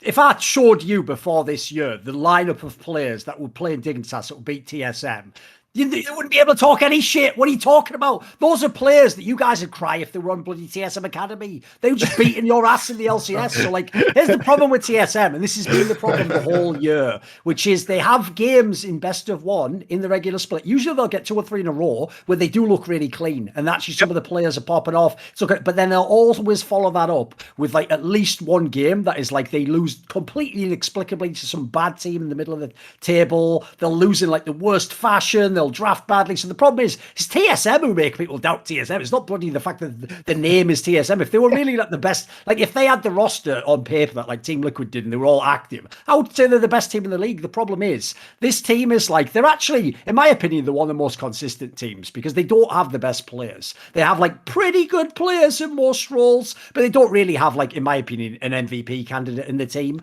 Like if I think they're one of the only teams that could be number one and they wouldn't have the MVP of the league probably for me. So like, I think it's obvious the flaws they have, which is that they can't like destroy all the teams in the league. They're going to have games where if people underperform, they're going to lose to even middle table teams. And I have real questions personally about when they get to the best of fives, because in spring I thought was mad underwhelming. So I'm really interested to see how this team will actually perform in the playoffs. Because again, as much as people want to doubt, like, well, will Team Liquid have Sans4 back? What's going on with C9? Like, we have yet to see any reason why bringing those players back wouldn't put them ahead against TSM in a playoff setting. Yeah. The only thing I was... Oh, sorry. Just a quick point on the MVP point. I generally agree. The only thing I would say is in PoE's defense, I think this is a really good meta for PoE because one of the few hyper proactive picks that he plays at a, I think, really consistently high level is LeBlanc. And LeBlanc is right now of course. with the mid lane mage itemization changes. It's a really good. It just fits into his wheelhouse. Sure. And I think he was the second best mid last split, and he got second All Pro as well. So I think this is a really good meta for PoE. But I agree. When I look at pound for pound, does TSM have the absolute best players in each position? I could say that for C9 last split, and I expect by the end of the split, people will say that. I can say that for TL, generally speaking. 100 Thieves is a new addition to that, but it's harder to say that for TSM. Yeah, and the reason why we're qualifying this is because TSM fans will inevitably say, like, well, why are you discounting TSM? And it's not... TSM is just a team that is greater than the sum of its individual parts, and that's fine, but there are just a lot of things that I think have to happen in order for TSM to get the title, and that is, like, Team Liquid not returning Alphari or Santorin and getting their shit together overall, like Cloud9 not figuring out this meta and kind of regaining the form that they had in spring, as well as 100 Thieves taking a dive. Like, all of these things have to happen. And so is a TSM victory possible? Certainly it is. But there aren't any experts right now, TSM fans, that are calling that this team is going to win the split because it's an outside shot. Basically, like they'd have to get all those things to happen and have the meta like line up perfectly for them, because the individual pieces and as well as their playoff experience, the kind of intangibles in the clutch, like all have to come together in order for this to happen. So that explains it. It's not TSM hating. It's that we have to be realistic about TSM's chances to win this actual split. And dude, it's not even the old place. Here's the other thing. This isn't even like a continuation of like criticizing old TSM teams. Part of the reasons why old TSM always had at least an outside chance is they had players like Bjergsen and Doublelift. Yeah, even if those players aren't in form, they could just wake up one day and remember, bloody hell, man, Doublelift just win the game, as they've done many times before. The problem with this lineup is they don't have that level of like established winner caliber, you know. People like Cooney have always been streaking the playoffs. Power of Evil is a very good player, but for me, he's an example of the difference between like superstar and star. Like, I think he's always straddled that line. Like in the right meta, yeah, obviously if Oriana and Azir's being played, he's going to be a very strong player. But if he flips to a meta where it's all assassins, he has a couple he players. Aside from that, he's going to be more limited. So, yeah, my problem is it's not even like the old teams. Like, there always was a chance in LCS that, like I say, Bjergsen just has like a great series or the right pick comes into the meta. They don't have anyone like that anymore, though. I mean, this is, by the way, this is the reason why TSM fans get super defensive if you bring up Sword Art. That's a totally legitimate conversation to have. How are you all going to fucking bag on Perks, who, by the way, is the reigning champion of your fucking region and went to MSI and beat, you know, RNG and damn what, you know, basically stuff that, by the way, if he was born American, you'd be kissing the ground he walks on. Instead, you're all going to pretend that after 4 or 5 weeks, he's washed completely. He'll never be good even in LCS again, and he definitely can't win LCS LCS. Right. All right. Now, they're doing all that, Monty, because he's on Cloud9 and because he costs a lot of money. Well, let me just introduce you to someone who plays on TSM called Swordart, who costs $6 million. And the only reason to buy him, no one ever was pretending, by the way, this motherfucker's Ming. Everyone was saying you sign him to be the captain and the shot caller. Yes. Well, guess what? Now I don't even have to judge him as a support. I can just say, does TSM look like they're great at macro? Do they fall? Right. Well, he's not doing a great job, is he? So if you're TSM fans, you bring it on yourselves, boys. I don't set these narratives up. They're just waiting for me to be harvested. I just come with my little sickle and I start cutting these motherfuckers down. I mean, I think that's an absolutely accurate assessment. I mean, I've always loved Power of Evil as a player because I think he's the consistency basis. Like I am a huge advocate of stable control mage players to form the foundation of a roster, but you cannot have them be the star of the roster. That's unfair to their abilities. But is it a great way to build a stable roster that can, with a few extra pieces, elevate you to a championship? Yes, absolutely. Absolutely it is. Is that the guy whom you want to be like the apex of skill on your roster? No. Like you need something else. And that something else was supposed to be double lift, right? Like the plan was to have a Sword Art double lift bot lane, and then he retired, so they didn't have that anymore, right? Well, some may would say retired under duress. Oh, interesting. Okay. I have nothing to say on that. That's interesting to me. I mean, by the way, I don't know if I confirmed it on this show. I think it was on Crackdown. I said, but I did actually also hear from yet another source, by the way, Monty, that it is totally the case that like Doublelift did eventually want to join the team when they knew they were getting Sword Art, and Reginald just did it out of petty spite. Just literally just said, I'm going to sign him and not let you come back. Oh shit! Like I told people before, they literally could have had a lineup. TSM this year could literally have been all the same players, but Jensen and Doublelift as the fucking players in mid. Well, that's a colossal grief, if so. Oh, mate, that's why I think you have to look at what the signings like the ones that they end up with. Look, in the context of who they have now, yeah, they work on what they have, but they could have actually like run the table on LCS if they have those players. I mean, think about you immediately take away from Team Liquid, and then I'd certainly be interested to see what everyone else would look like matched up a team like that. Like, I think that's an example where you've got to put your ego aside and just make that team if you can. If you ever have a chance to make a superstar lineup, you've got to go for it. Yeah, if you recall in the offseason, Kaizen, there were like rumors like, oh yeah, Sword Art's, TSM wants Sword Art, but then Sword Art's not going to go to TSM, but then somehow Sword Art ended up on TSM. It seems logical that there was probably some conversations at TSM with Doublelift where Doublelift might have been saying things like, well, I only want to play if Sword Art's there.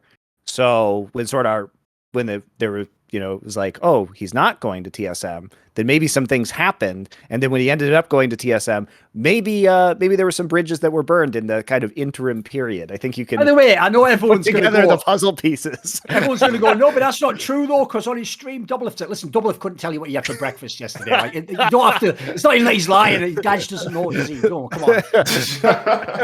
I've always said, listen, he's one of the best in the world at right clicking. Talking, that's different. That's what my wheelhouse. So just saying, Yeah, there were definitely some times I think in the off season where it was unclear where Sword Art was going, and then when you can't build a roster like that. So there were some other roster conversations that were probably occurring simultaneously to when Sword Art was, then wasn't, then was coming again, that may have affected like the actual final iteration of the TSM roster, because these things are all super unclear, by the way, in the offseason. Like, no GM really knows what the fuck is going on in the offseason in League of Legends, except for maybe Jack from Cloud9, who seems to have a handle. Players. Yeah, he has all the players. Academy players, yeah. And he's manipulating other teams as well, which is, I can't fault it. It's just good GMing. What can you say? He's increasing his own chances of winning, and he's doing so according to the rules. So that, in my book, is just good GMing. But yeah, I think that there's definitely another side to that story, given how, again, fans don't understand this. They think that what they do is they see news and then it doesn't come true, or it doesn't come true and then it does come true. Like, you get reporting both ways, and they say, no, this reporter was wrong. No, the answer is the reporter was right in the moment in time. It was the negotiations that were changing. Or, you know what? Also, leaks that were lies or intentional leaks in order to change the outcome of a situation occurs a lot of the time. You know, the orgs themselves will leak potential roster moves in order to like will it into reality, as it were, which works. It does work a lot of the time. Yeah, I mean, people are forming their opinion based on a very incomplete, very temporal picture of what's going on. So exactly. So thanks a lot for coming on the show. Do you have any final thoughts about any of the LCS teams? You want to pick a team that you're particularly bullish on right now and give some reasons as to why people should watch their games? An underdog, perhaps. Do you like Immortals or EG right now? Have either of them caught your fancy? Yeah, so I'm definitely not. I don't think of EG as a contender, but I think EG is a team that can beat anyone. I actually think they could beat anyone in a best of 5. I think Jizuke kind of gets a bad rap, but if you look at him statistically, and I think just eye test, he's actually one of the best laners of the league. And the big issue with EG is they have really, really bad calls late game. The reason I can't say they're contenders is because I don't have confidence that they'll fix them. But if you watch an EG game, you'll definitely be entertained, and occasionally they'll just straight up snowball and stomp the other team. Like we saw them do that against TSM, I think 2 weeks ago, where they just got a, I think they were playing Lucian mid, and they just snowball a lead through mid jungle, and then the game is over. So I don't think EG's gonna win, but they're definitely fun to watch. If you want a team that I think is fun to watch and could actually win, it's 100 Thieves, and I already talked about why. Absolutely. And also for EG, since we were talking about branding earlier, and God knows EG needs the most help in terms of content and branding that they can get right now. Go take a look at their YouTube channel and tell me they don't. Why you guys haven't done the Jizuke Jacuzzi hot tub streams yet is an absolute fucking mystery to me. You can't even take advantage of the most obvious fucking trends in the universe in order to make some really hilarious content. So there you go. There's a free one. All right. Well, thanks, Kaizen, for coming on. We're going to take a quick break, and we come back. We'll talk to Youngbuck from Excel about their recent success in the LEC. We'll see you in a couple minutes. We're here with our second guest from the LEC, legendary Coach Youngbuck, currently of Excel. And I'm really looking forward to this because I'm going to give the floor to Thorin for his immediate rant on how he was so very right about nukeduck this entire time. And then Youngbuck can add to it with his very correct opinions about nukeduck skill level, bringing him in here for the summer split. Yeah, listen, it's applicable, right? Because like it's not even like this is like a fucking an eye test, like subjective one. I think almost anyone who watches like high level League of Legends and has watched LEC, listen, there's plenty of things you can complain about with XL. nukeduck is not one of them, though. Like he absolutely, like if I took the nameplate off and told you, oh, they bring all these rookies in at the RLs, you guys would be like, get this fucking guy who's playing Viego, he's one of the best in the whole league. No, that's the guy you all told me was done, had 2 bad splits, should never be allowed to play again, and that Youngbuck here only recruited because he's mates with him. Well, if that's true, get more. Well, don't really, because you got that Dan guy. But in theory, you get more of those people in it. Because let's be real, the return of nukeduck is fucking legit.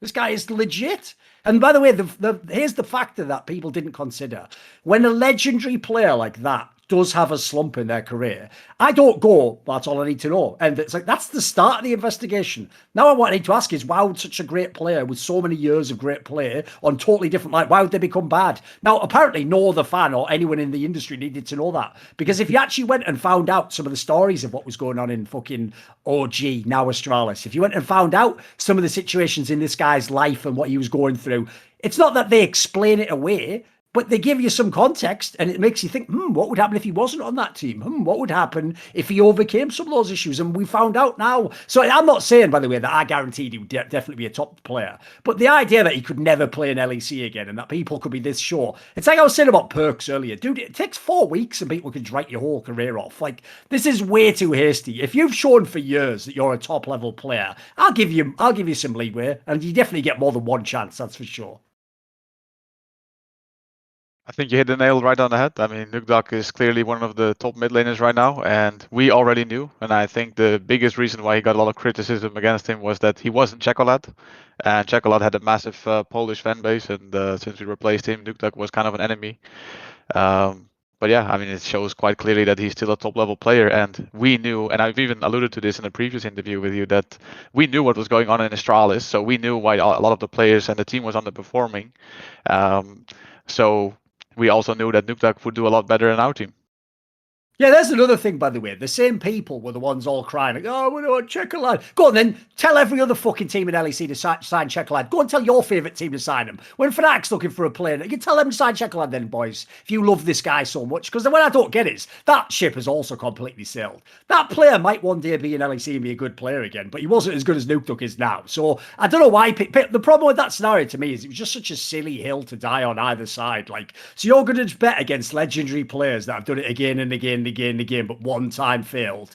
Then you're also going to bet your whole fucking eye test on people who've played one split ever in LEC. Like, give me a break, guys. You've got to have more fucking cash here behind your opinions than this. This is just whack. What's so interesting to me about this entire narrative about nukeduck is you see precisely opposite fan reactions in terms of player performance in different regions. So in LEC, the fans are like, well, there couldn't possibly be problems in Origin / Astralis that are causing nukeduck to underperform in any kind of capacity. It must be nukeduck actually just fucking sucks. Like, that's the conclusion that they come to. Meanwhile, in North America, people are like, oh yeah, it's perfectly okay if the star player gets benched. It's definitely the team's problem, or the team is underperforming. It can't be the star player at all, right? So the narratives that are developed, first off, are often based off of PR, because the European teams tend to say nothing, which in some ways is kind of damaging, even though reporting literally comes out about all of the issues that are happening within Astralis, asking players and staff to take pay cuts, like all this bullshit that would clearly be upsetting and potentially affecting things behind the scenes.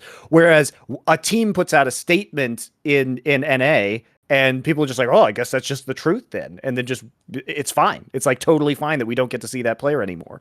But I want to talk about kind of the philosophy of benching that you have, Youngbuck, because you actually have dramatically improved this team this year, not only from bringing on nukeduck, but it's only 2 games, you got to say, but these new players, support and jungle, particularly Markoon, that you brought into this roster, look very good. I think Markoon had a remarkable start to his LEC career. Certainly not flaw-free, but in terms of giant balls and the like kind of willingness to go in there and play aggressively against teams that have standout individual talent like G2 and Vitality, was, first off, really fun to watch. And second off, surprising that he would play with that level of composure. I was surprised when we saw it earlier this year from Elyoya, and I'm surprised to see it again in the same year from another jungler. But what was we'll go to like their individual skill, but in a world where we've had all these insane benchings in LCS, you have made benchings that actually make sense. So what is your philosophy as a coach behind when to put new players in, and why has that been this new duo as well as nukeduck a little bit earlier this year? Yeah, so I think I'll first have to go into nukeduck and Danik, because we just had a review at the end of the split and we realized that we weren't going to do better in summer with the roster that we had, and we just tackled or like made a list of what the biggest problems were on why we were losing games on stage, and and in scrims, and Checo and Tora were in the top 5. None of the other players were in the top 5 reasons why we were losing games. So we made the changes based off of that. And we did want to start with more experienced players in the roster in the summer, so we didn't immediately want to start with Markoon and Advienne, and it was always on the radar that they could potentially start in 2022, but that they would first spend a year in academy playing EU Masters, because they were both extremely inexperienced. But we came to a situation this split very early on where the scrim results were a disaster and the stage results were a disaster. We went 0-2 in a week where you play Misfits and SK. At that point, we knew we had to make a change, regardless of whether we believed that the rookie players would do well early on in the season. And we were quite surprised ourselves, or I was extremely surprised on how well Advienne and Markoon did, because we held internal scrims before the preseason started, so we mixed the teams. So this exact roster has played against the current BTXL roster. We've mixed all different kinds of iterations, and there wasn't such a big skill level as what we saw last week. But it does seem that there is some consistency to it, because I would say for the first time since 2020 spring, XL is actually winning a lot of their scrims. So I would say the last week was not really a fluke win or victory. This team is actually performing extremely well and just matches really well with each other. So what changed your mind about when to bring up the players? Was it just the performance that you had? Because you said that, you know, you didn't want to bring Advienne and Markoon up until maybe next year. But was it just at a point where you're like, well, we might as well just give this a shot right now and see what happens? Yeah, because they were performing really well in internal scrims, and so there we already had the question marks, and in particular their synergy between one another really stood out. And at that point, we didn't want to make a rash decision, and it in particular felt in very bad taste to replace Danik after like 1 or 2 weeks of practice and having just announced him as LEC starter. So we definitely wanted to give him a shot as well, even though Advienne was slightly better in internal trials. We didn't feel that the gap was so large that we wanted to immediately make that change. But yeah, then when the results came in and the team atmosphere wasn't at its highest, we just felt like we need to make a change now because this isn't going to get better. One thing I have to ask about, like, obviously it's up to you how you answer it, but one of the, just like the nukeduck move, where a lot of people tied it to like, oh, is it because you like you're friendly with this guy, you know this guy? It wasn't, they didn't take it in good faith, basically, that you actually thought he was a legit player and that the tryout worked. Whether or not that ended up being the case, we can certainly all decide for ourselves. But the other player that was in a similar category was, of course, Dan the jungler, because people saw it from your interviews that you've done, etc. The premise of this player, and I'd heard it when he was in the Fnatic Rising team, is that he was supposed to be a jungler who could be like a shot calling presence and understood what to do at all times of the game. So clearly you weren't just bringing him in like a random rookie, right? You were bringing him in to be a central part of the team. So can you give us some thoughts on like basically, here's the problem I have with this player is the very legit people I know who've told me about him, especially before this split, I don't think that they can't all just be this guy's friend. They can't all just be making it up. Like, they all say very good things about him. But I have also seen that beyond the ERL level, it does seem like performance-wise, he's never been the player in the server that they were telling me about. So is there some sort of issues translating to stage with this performance? How would you describe like what was misaligned with bringing him in? Because obviously you were kind of staking some of your reputation on bringing this guy in. Yeah, I mean, it was so that also comes back down to why we made changes. So at the end of last summer, we basically felt that with the 8 wins that we got a few wins that we shouldn't have gotten, and that if we were going to continue with the exact lineup, we were not going to get 8 wins and make playoffs. So we had to look for some improvements. And in the jungle, we were looking for, from the very start, we said no matter what we do, based on the fact on the available players, we have to sign a good academy jungler. So at first we wanted to sign a combination of Kadrol, Dan, and Elyoya, where one would be LEC starter, one academy. Now, of course, Elyoya got an offer from Alliance because they were not blind either, and he got off the radar pretty quickly. And with Kate, we were at some point considering starting Kadrol but having Dan in the academy. But when Dan got an LEC offer, that was he was given a deadline to make a decision on whether he would do that. We involved the players and the staff, and they said, "Listen, let's give Dan a try." And that then also for us made it so that our number, like if we couldn't get a combination of those 3 players, that we would sign Markoon for the academy immediately to have a strong presence behind Dan. Right. And we had the same philosophy for mid lane going into the off season. Um, and to some degree support, and I think we ended up succeeding very well in that regard. Other than that, the roster was built around making Patrick stronger, signing 2 players that want to play aggressive and can shot call and can play basically mid to ult was the only thing we wanted to do. And I would say Spring Split was not a split where that was a very strong playstyle based on the meta that Riot introduced, with having to basically full clear your jungle into full clear into full clear. It was very monotone, and a lot of responsibilities were on laners themselves to get ahead, and that was not a meta that suited our team at all. It didn't suit the philosophy behind the signings. It didn't suit Dan. It didn't suit Checo. It didn't suit Kreis or Patrick and Tora either. But we did want to give it a try in this split. It wasn't working to the level that we wanted to, and we just basically, it was a little bit of a Hail Mary to bring in Markoon and Advienne at this point, but it couldn't get any worse. And it just turns out that they're playing extremely well.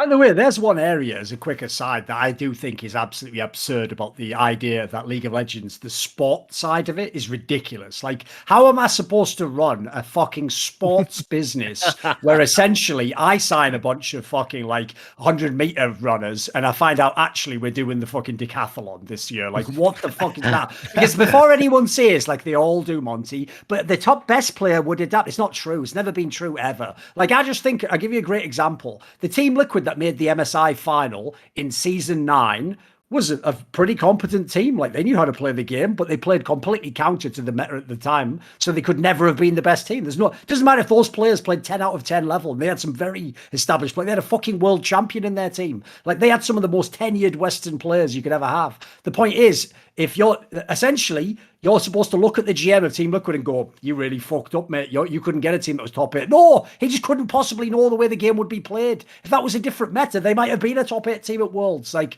so I think that's one area I hate about League of Legends, the game. I understand for the casual side why you keep things fresh, and I understand why for casual viewers you want to change up the thing. But to try and actually be like a GM or one of these roles that you're supposed to be building long term, it's like it's a macro role. It's almost like objectively, I'd say almost feasibly impossible in League of Legends. This is just a massive amount of luck that has to come along with it. It's also just so the reason why you hear officials in especially developer run esports on the esports side discuss, well, we think that the best players are the ones who can adapt, right? This is very common across esports because people have the complaints that you're issuing. The problem with that line of logic is that it doesn't really apply to actual professional players in a sport or esport, because oftentimes the most flexible players are the ones who are incapable of reaching peaks on specific champions or in specific metas, which means that when they say, oh, we just want the most flexible players should be the best players, right? That's almost never true. What ends up happening is the most flexible players maintain their pro status, but it's teams that luck into having specialists in a specific meta that end up becoming champions. Now, there are exceptions, like Faker is obviously an extreme outlier, which is why we talk about Faker's historical greatness, because he was both flexible and was peak on champions within a variety of metas, which is awesome to see, no doubt. But it is disingenuous for anyone in an esport to say, well, we think flexibility is the hallmark of the top pro players, because those are almost never the players who actually end up taking championships. It'll be a player with that just lucks into a specific meta at which they are a peak player within that meta, but are often not as well-rounded as certain other players. So you can just dispel that notion right away. That is just that is esports PR. The developers say because they don't want you to get mad about the changes within a game. Do you have any thoughts on this, Youngbuck? It sounds about right, and at least for Excel's case, like the last few years, having a strong mid jungle going into both sides of the map has been the proven formula, and we thought it would be too. And then we just had one split where the formula got changed. It sucked. Now I do think we have to take it on the chin because other teams did have to deal with the same changes and have to adapt as well. So it sucks that we signed players for a specific playstyle, but on the other hand, it's not like other teams didn't have to deal with this. It just happened to be that we didn't benefit from it. No, but the point is that worse GMs can benefit from luck, which is true in any sport, right? But it's just more true in esports. Put it this way, I'll even give you a sports-related analogy for this, which is as I've spent a lot of time studying like the greatest coaches in the NBA, the NFL, European soccer, etc. And I have to say, it's totally not the way that they recruit players. They don't do what Riot says, which is essentially, if Riot's model made sense, Monty, what all those coaches would do is they would sign just the best player available, no matter who he is and what style of play he plays, and say whatever happens, we'll adapt and we'll just make him work. They do the opposite, mate. If you go and you look at like Alex Ferguson in European football, or you go and look at like Bill Belichick, they do the opposite. What they do is they go, I have this hole in my team, so fuck signing the best player. Who's the player who fits the hole best? And I bring this guy over, I know what he's capable of doing, I plug him in, and now the team structure is amazing. But you can only do that if the fucking pieces of the machinery stay the same. I can't have it that I'm like, right, all I need now is the steering wheel. Wait a minute, it's flying car now. What the fuck, like, I've planned for this to be four-wheeler. Like, you can't do it that way. So to me, like, I wouldn't mind it if they just admitted, Monty, like, look, we do it for the casual fans. We understand it fucks the pro. It's when they have to then, like, gaslight you that it's also, like, better this way. It obviously isn't. Because think about it. I'll use the most We do extreme this example. because this is the skill we're testing. So your point is you're not testing any, you're just testing all skills at the same time. That's not what a sport is. Technically, you're not testing any skills. What you're doing is actually a pure form of Darwinian natural selection, which is you chop up a cheese grater, you push the cheese, and your logic is the cheese that happens to be in front of the hole was basically selected by your god to be the most superior form of cheese. I would say it was just the part over the hole. The part there is not the hole is shit out of luck, isn't it? It's going into a piece of metal. So all I'll do is give a very quick example. If what Riot say was true, then if tomorrow you made the game of League of Legends like Season 4, where every top lane champion is a tank or at best a fucking bruiser, then by your logic, the Shy could be the best player in the world still. Of course he couldn't. He'd be fucking handicapped tomorrow. In fact, he probably wouldn't even play League of Legends. He probably wouldn't even care. Similarly, if Uzi I was in his prime and you make the meta only playing Sivir and fucking going and joining the team fight, it's not going to be the best player, is he? You're just limiting his obvious skills. So if you go to the top end and it doesn't work, it just kills the whole idea that they're adapted, isn't it? Like I've always said, to me, the ultimate example that you don't adapt is fuckers like FPX winning Worlds. They were the part of the cheese in front of the hole. They didn't choose to be there. They just happened to be there. Yes, yeah, exactly. If that had been a meta that was all about, like, Season 8, play around solo laners, they'd have been shit out of luck. Imagine Gimgoon fucking stomping all the top. I don't think so, somehow. It ain't happening, is it? Well, it's also that Joan B is, by the way, I think a much more complete player these days than he won Worlds. Like, the irony is, like, he's actually a much better mid laner than when when he hit the apex of his career. It just happened that the crazy Doinb mid meta turned out to be super good at that point in time. Like, I'm much more impressed with his like control mage play and his kind of well-roundedness as a player than I was when he actually won Worlds. I've got a good way we could segue this, because here's the thing, Youngbuck. If we want to take this back into LEC now, I think the interesting conversation to have would be this. If you wanted to talk about the idea of what we were talking about there, just get the best players you can and then hope they adapt. G2 is in that situation right now. Effectively, what they did in the offseason is try to just get the best possible player for that role and then worry about the rest. After it, figure out, listen, we've got the best players, we'll figure it out, whatever. With the current meta, what's going on right now in League, they're obviously having some big problems. We've seen how many games they've lost, the different levels of opponents, even in all the interviews, they're not really exuding any confidence. And I know people are going to say, yeah, but they used to trash talk. You could kind of tell it was tongue-in-cheek in the past years. Now they actually look like they're just admitting, yeah, we're not very good. What do you think of like the G2 problems? Because on paper, I still find it positive. I look at the names and I'm like, surely there's some way to make this work. Surely there's some way to like adapt to this better. But they do feel like their read and the way some of the players are playing is nothing like what you'd expect. So what are your thoughts on G2 at the moment, Youngbuck? Feels a bit like an enigma because the meta shifted back towards a style that should fit G2 extremely well and what brought them success in the past. They can play around mid lane with the jungle and support and be successful, and they should be the best team. If you ask me right now, which team would you really not want to face in the best of 5, I'd still say G2 because the names on the list are just too good. And the question is if there are internal issues or maybe that motivation is catching up, because I can imagine if you've gone to Worlds, you've gone to the finals, you failed, you went to Worlds again, you fail again, and now you come back to the LEC to just do another rodeo, but you don't believe that you're going to make it far at Worlds. It could be that there are massive motivation issues behind it. That seems to be, to me at least, the most likely scenario. I even say, by the way, even though I know people definitely did make too much like direct comparison between the Perks went to Cloud9 and they won, but G2 stood and then they didn't win with Reckless equals like that's a pretty big reach right there, because they're playing totally different opponents, totally different leagues. But one thing I will say I do think was misunderstood by G2 is I do think too much of how they weighed up the offseason was like, well, as a mid laner, Caps is the better player though. It's like, yeah, but that's why we can use that phrase with Turks, like intangibles. Like the difference is this: if I have a team like you're talking about that's won the domestic championship loads of times in a row, even times when they weren't maybe supposed to, they've been to Worlds every time and they're always top 4, they're in the final. It's pretty hard then when you change lineup to expect every player to stay totally on the cutting edge, killing themselves. Like that's where a player like Perks, everyone.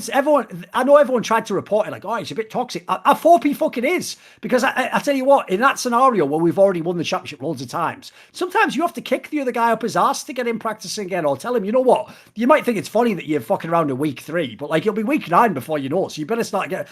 guys like that are like mad invaluable in my opinion for the coach. Like that's where as a coach, like, a lot of coaches still can't do that job. They can upset the player. It's very tense relationship. Like I think people have really misunderstood like what Perk's brought in terms of like the culture of the team. You know.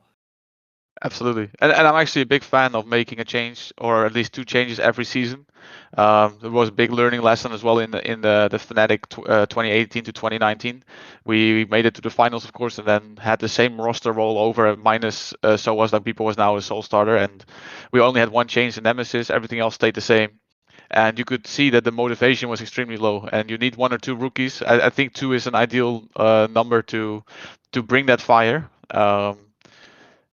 And if you don't have that, like G2 doesn't have that, so they probably don't have a guy that is spamming their asses off or calling people out for their shit anymore, because they've been there, they've done that, they have a set level of respect, and yeah, I think they're just okay with it.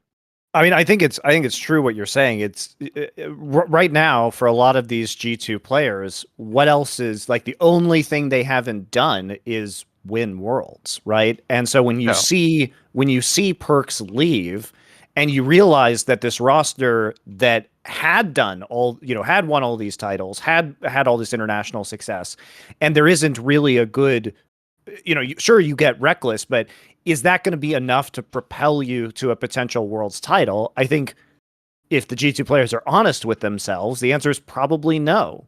And so I think it's extremely difficult to maintain motivation when you keep that kind of same core of veteran players and add another super veteran player to it without having any kind of refresh or new blood or rookies that you at least in your mind think, okay, maybe this can take us to the next level. Maybe the shot of adrenaline, this energy is what we need. Because right now it just seems like, if I was them, maybe you think, well, we've already peaked and this roster is not going to get us there. So what is the principle behind giving our hardest in this situation?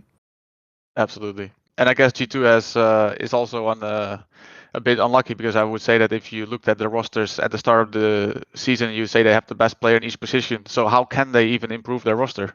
It just feels like you're in that situation. All you want to do is win worlds. You're just doomed because there's no one available that can actually strengthen your roster. Yeah, this was actually a point I made on the Crackdown, which a lot of fans might not understand. It sounds counterintuitive, right?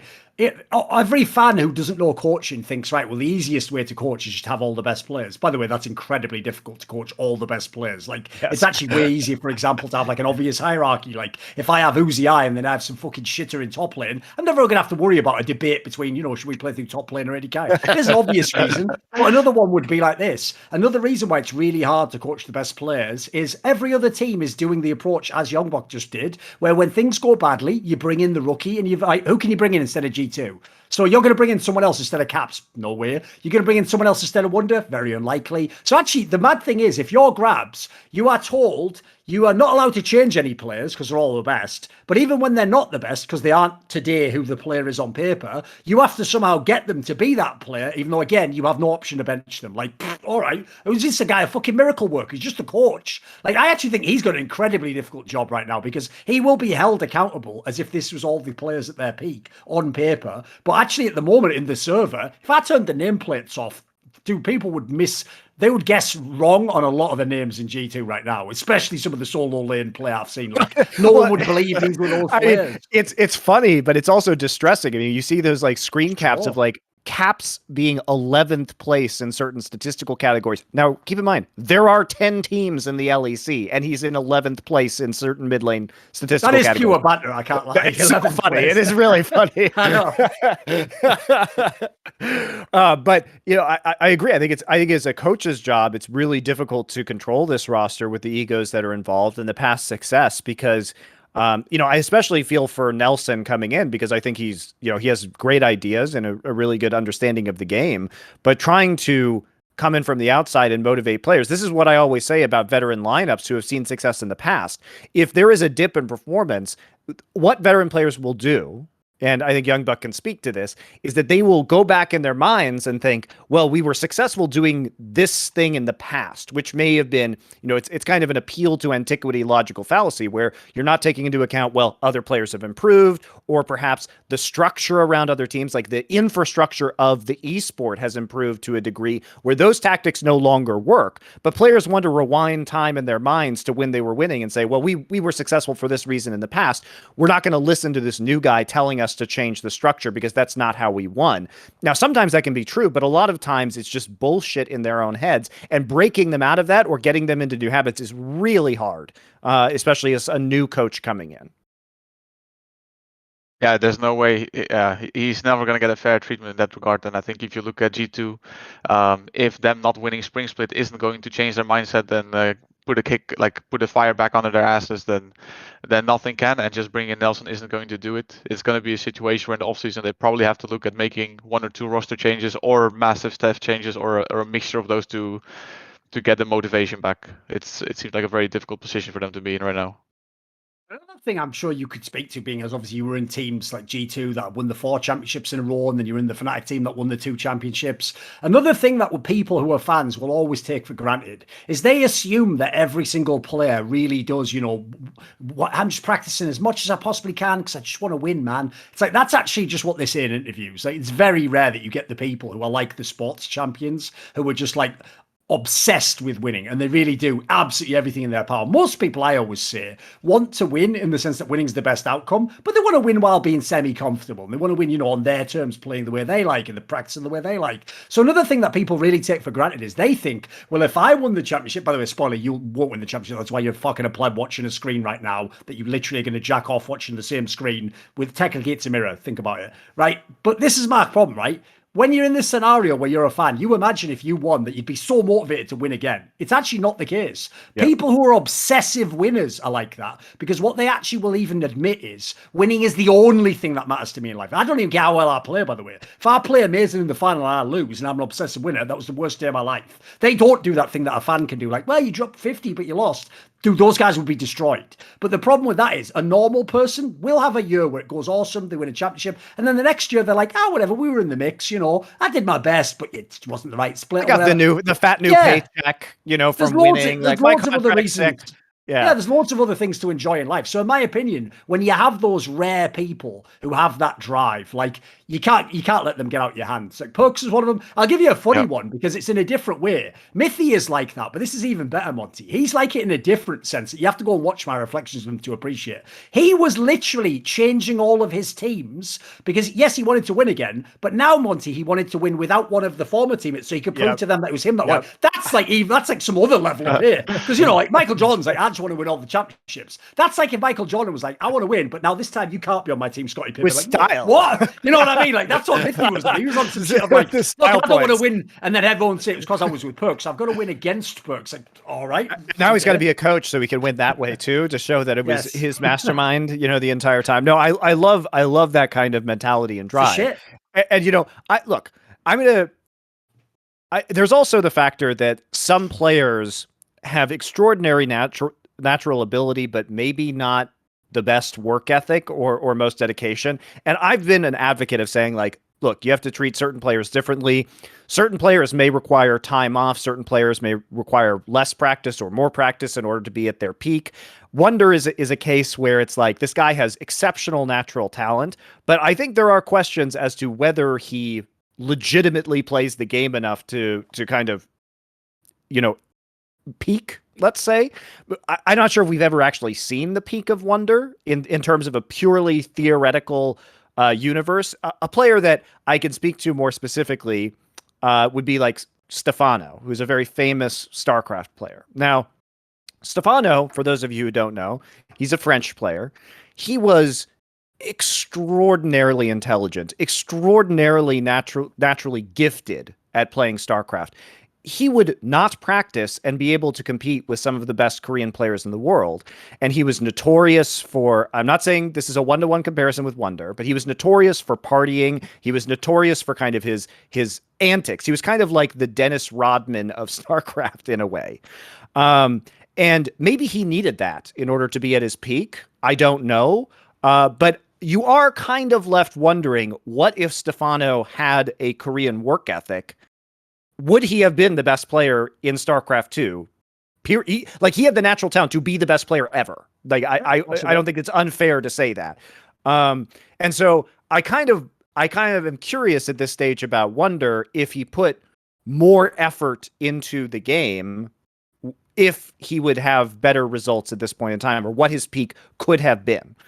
In the same way that I am curious about, in a theoretical universe, if Stefano had a different personality, what his level of greatness could have been.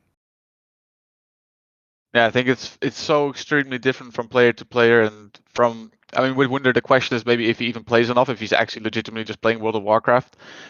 He has hidden accounts, so I couldn't answer that question. It also could be a for you. meme, right? Yeah.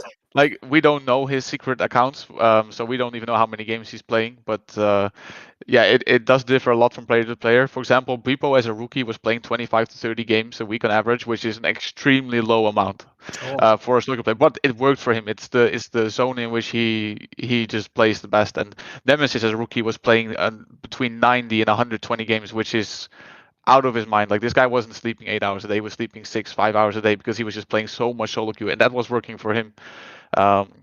So I think Wunder is probably closer to people's number, but the question is he actually hitting 10 games a week? Because based off of what we're hearing, he's not.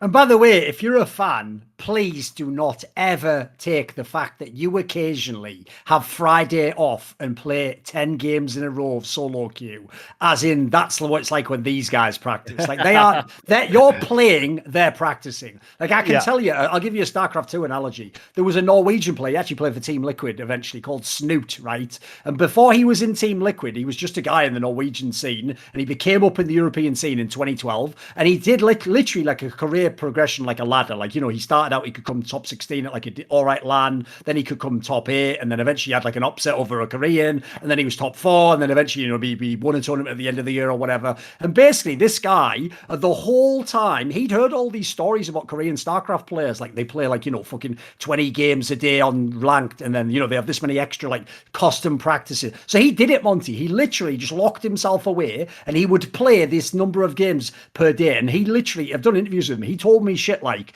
at certain points in time, he actually thought he was losing his mind. His dreams were all him inside StarCraft playing the game. Like, it just took over his whole life. So a fan who just thinks that it's just a couple more games, like the dedication we're talking about, like the really top level guys, like they are sacrificing way more than you realize. Like, I actually personally think we're only like a generation away from them doing some documentaries about like Korean StarCraft players and League of Legends players, where they're going to literally say that like these guys like ruined their brains, basically. Like, think about how much fucking they sacrificed to be the best at these games. It's brutal. I mean, I just anecdotally, obviously, I've never been a pro player. I was like a kind of semi-pro, like Warcraft 3 player when I was in my late stages of high school. And this was a time when I would literally come back from school at lunch, like to watch Spirit Moon replays. And it got to the point where like one summer I was playing so many games and practicing so hard that I literally started dreaming about Warcraft 3 matches like every night. And at that point I was like, that was actually the point where I was like, I do not want to be a pro player. I would much rather be a caster, because I was like, this is insane and unhealthy and is potentially ruining my life. So I kind of like slipped into that territory for a little bit, but I got myself out of there pretty quickly because I realized that wasn't what I wanted personally. And I kind of moved into the broadcasting or entertainment and like team management ends, because I still loved esports, but that was a little much, I have to say. But I respect the people who can do it, but I do wonder how healthy it is. Sure. I actually had the same thing happen to me, Monty. It's when I knew I'd been watching too much European LCS back in the day, because I used to have dreams where I was there and I was playing, and obviously I was like a control mage mid laner, playing a bit of Oriana, doing a great job, always keeping up in my CS. And then what would happen in the dream every time, Monty, it was a recurring dream, is we'd get to a late game scenario and it was the one big team fight that was going to decide the game. And then every time I died, I would look and my AD carry was fucking reckless, and I was like, oh God, he's not going in. I was like, why can't I finish? What is wrong with you? And then I would wake up and then it'd just be him, and the last words I'd hear would be him going, "Sorry, honey, what about my KDA?" And then I'd just wake up every time. And I remember thinking, I've probably got a problem with this game. Someone's gone too far here, money. I better come back to reality. It was like fucking Inception, like, come back to reality, Thorin. It's just a game. And I came back. So, or did the top ever stop spinning? Is Reckless still in G2 passing? I don't know. Could be reality, could be Inception still. I don't know. None of that was true, by the way. I made that all. So. Yeah, we really needed that disclaimer. People don't know, do they? So now we've been talking about this for the last few weeks, Youngbuck, but it does seem like there is a new and refreshing, I would say, shift up in LEC. I think a lot of what's been said about LEC has been true in that there has been a lot of high level play overall. I think in LEC, I think the league is very deep right now. I think your guy, like when I watch Excel play, to watch some of the plays that you guys were making against G2 and realize that this was a player's first game on Markoon, like the way that he was reading the wave states in the solo lanes, and he would he basically forced the TP out of Silas with caps in mid, and then immediately decided to make the play in top lane, like knowing that there wasn't a TP answer, and he was reading the solo lane wave states so well, was really impressive. Is that his natural ability, or was he getting fed a lot of information from your solo laners? Were Cries and nukeduck like giving him that prerogative, or is this guy just really smart at an advanced level about the game already in his debut? The answer is both. I would say just based on hearing his comms on stage, but also in scrims, you can tell that this guy is able to digest a lot of information at once and immediately communicate what he needs to do and do the correct thing and make the right plays, hit the buttons at the right timing.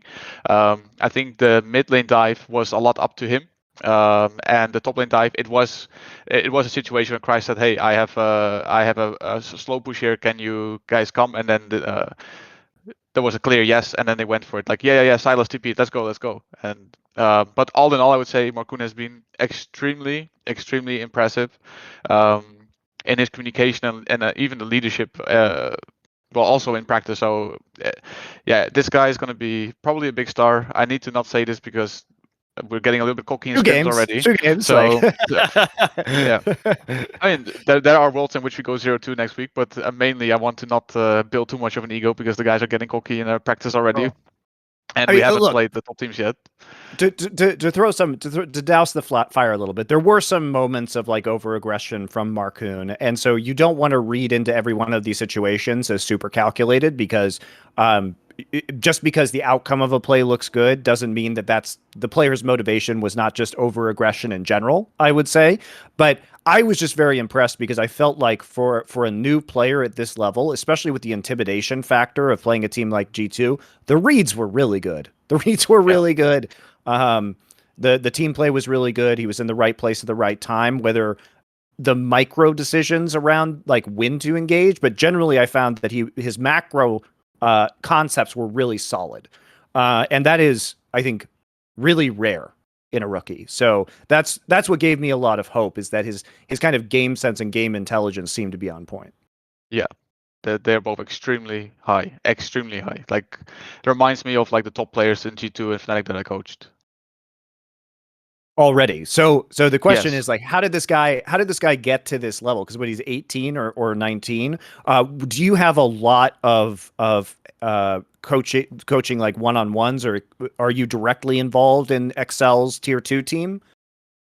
Not directly, you could say indirectly, because the team works off of my macro system. So they basically their head coach has everything that I've worked on and to work on with the main team, and he either presents it to the team one-on-one, or he improves it to the way he sees fit, or just makes his own version of it. So that should make him move seamlessly from one team to the other. But yeah, he got macro coaching on basically the same system we've had in XL, LEC, and Fnatic, and so. But I think it's just mainly talent. When we scouted him, it was mainly like a guy who played a lot of different champions, played on a very high level, very mechanical. We can't really scout for personality that well. You can't scout for if someone's going to choke or be a leader inside the team. And even in the spring split, like the BTXL roster had a really good EU Masters, but it wasn't like there was one player really popping off. It wasn't like Markoon was completely carrying the team either. It's yeah, so it's a little bit of something that we didn't even see coming. I didn't see this coming, that we would start winning every single scrim and start becoming a team that might be a top contender in playoffs, or at least like a top contender to make playoffs. But clearly the talent is there. I can tell that. Now, given you've cited scrims a lot, but as we know, scrim bucks are not real bucks. However, the league does look extremely competitive and extremely close. You are currently in a four-way fifth place tie at 4 and 5. Mad Lions, the reigning champions, are only one game above you, right? Schalke's only one game below. So the middle of the pack and the playoff race looks really competitive.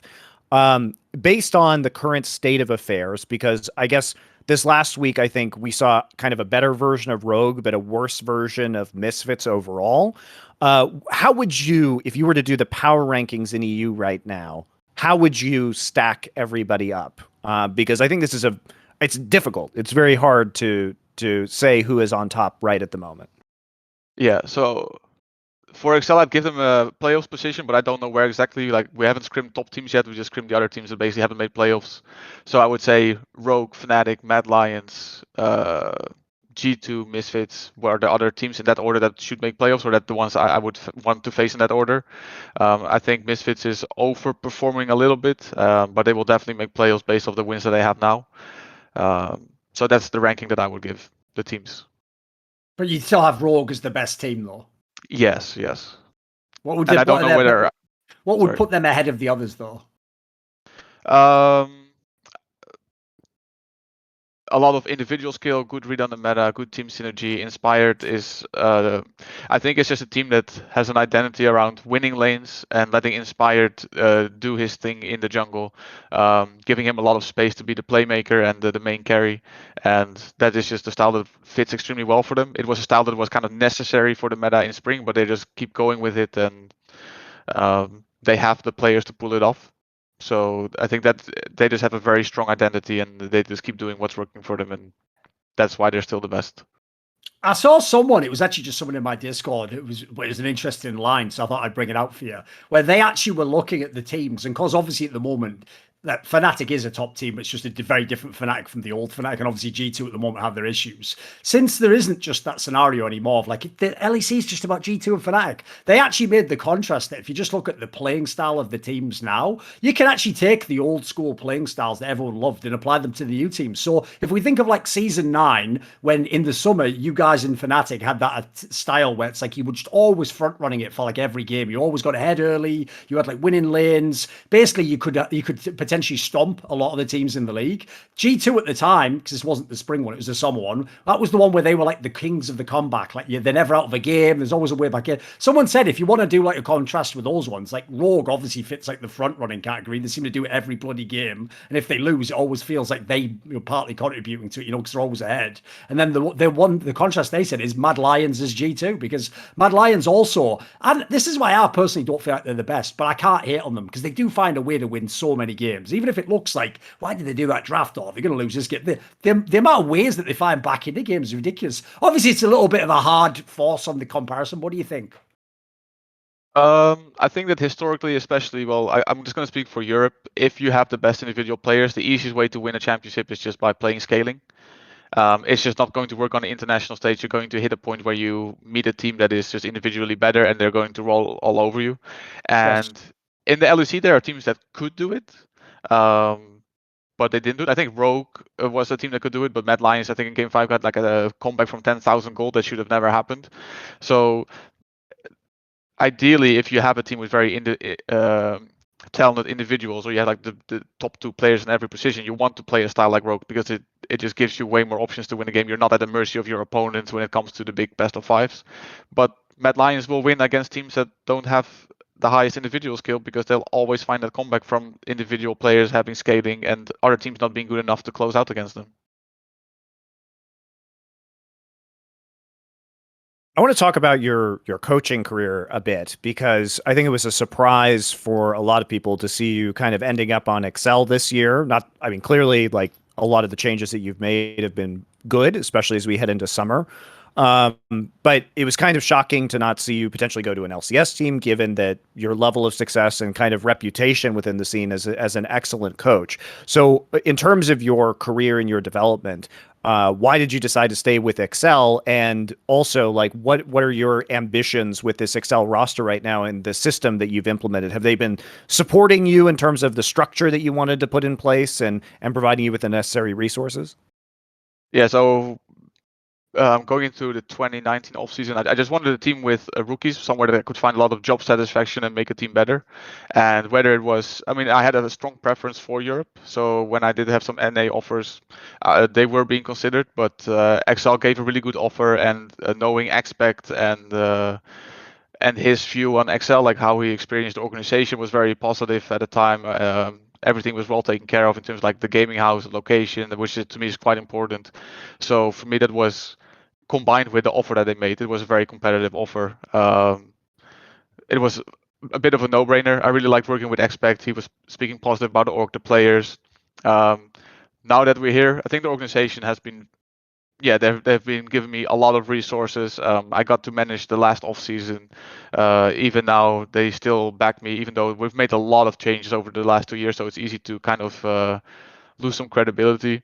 But they've always believed in what I wanted to do, and they just give the full backing. So all in all, a lot of happiness with the org and with how they give me the resources. And I'd say that what Expect said about Excel at the time came true. Like, it's a really good organization to play for or to coach for. It's just they go a little bit above and beyond to take care of the people that were working here. Do you For feel like EU all standards. for you standards? Did you also feel like, just given your past like level of success, that it was a new challenge in your career to kind of work with a younger organization to be able to shape rookies in the long term, as opposed to kind of having the star name power of a bigger team behind you? Yes, I definitely wanted to join with a roster where I would end up 2-3 places higher than people would imagine they would be. So that was that challenge, and then that in combination with playing with or like coaching rookies that have a lot to improve on was the combination. And for most of 2020 spring, or at least like the preseason, early season, it looked like we were going to be a top 3 team. So there was a lot of happiness, but the team quickly fell apart. But yes, that was definitely a large element of wanting to coach an underdog team and bring them to a position where no one thought they could be. Yeah, by the way, something that Youngbuck actually told me in an interview that I did with him, Monty, which is ridiculous, is that he actually at one point had an off-season offer for $600,000 a year to become a Chinese coach. I mean, obviously he wouldn't become Chinese, but a coach of a Chinese team. But what he pointed out, and the reason why I gave this example, was that obviously he isn't just doing things based on money in his career. Like, it has to be like in his case, he doesn't want to like leave his family behind. He has different ambitions at this point in his career, etc. Well, it's Yeah, fine. pretty much. I mean, that makes a lot of sense. I think that if living somewhere, as you just alluded to, is important to you, making that transition into China is challenging. As somebody who, Yes. as somebody who lived in Korea and quite enjoyed it, I find being in China very difficult. Even though obviously like super close in terms of geography, but the ease of living there seems very hard. So yeah, I think I'll just making put that it this way. transition would be. Here's a very simple way to explain if people sort of have eyes to see and ears to hear, Monty. I'll just explain it this way. If you ever go to China and you ever go to South Korea, you'll see a lot of street food. All I'll say is this: try the street food in South Korea if you feel like it. Even if it looks exactly the same, don't ever try that street food in China. That's all I'll tell you. There you go. That's a perfect microcosm explanation right there. I would just say, to be vague, the convenience and ease of living is much higher in Korea than in China. I find like doing basic day-to-day things in China is very, very frustrating. So, especially like not speaking any Chinese, I'm sure speaking Chinese would make things a lot easier. But even without being fluent in Korean, I can get by in Korea much easier, I think. And I think that's a pretty common experience, at least for Westerners.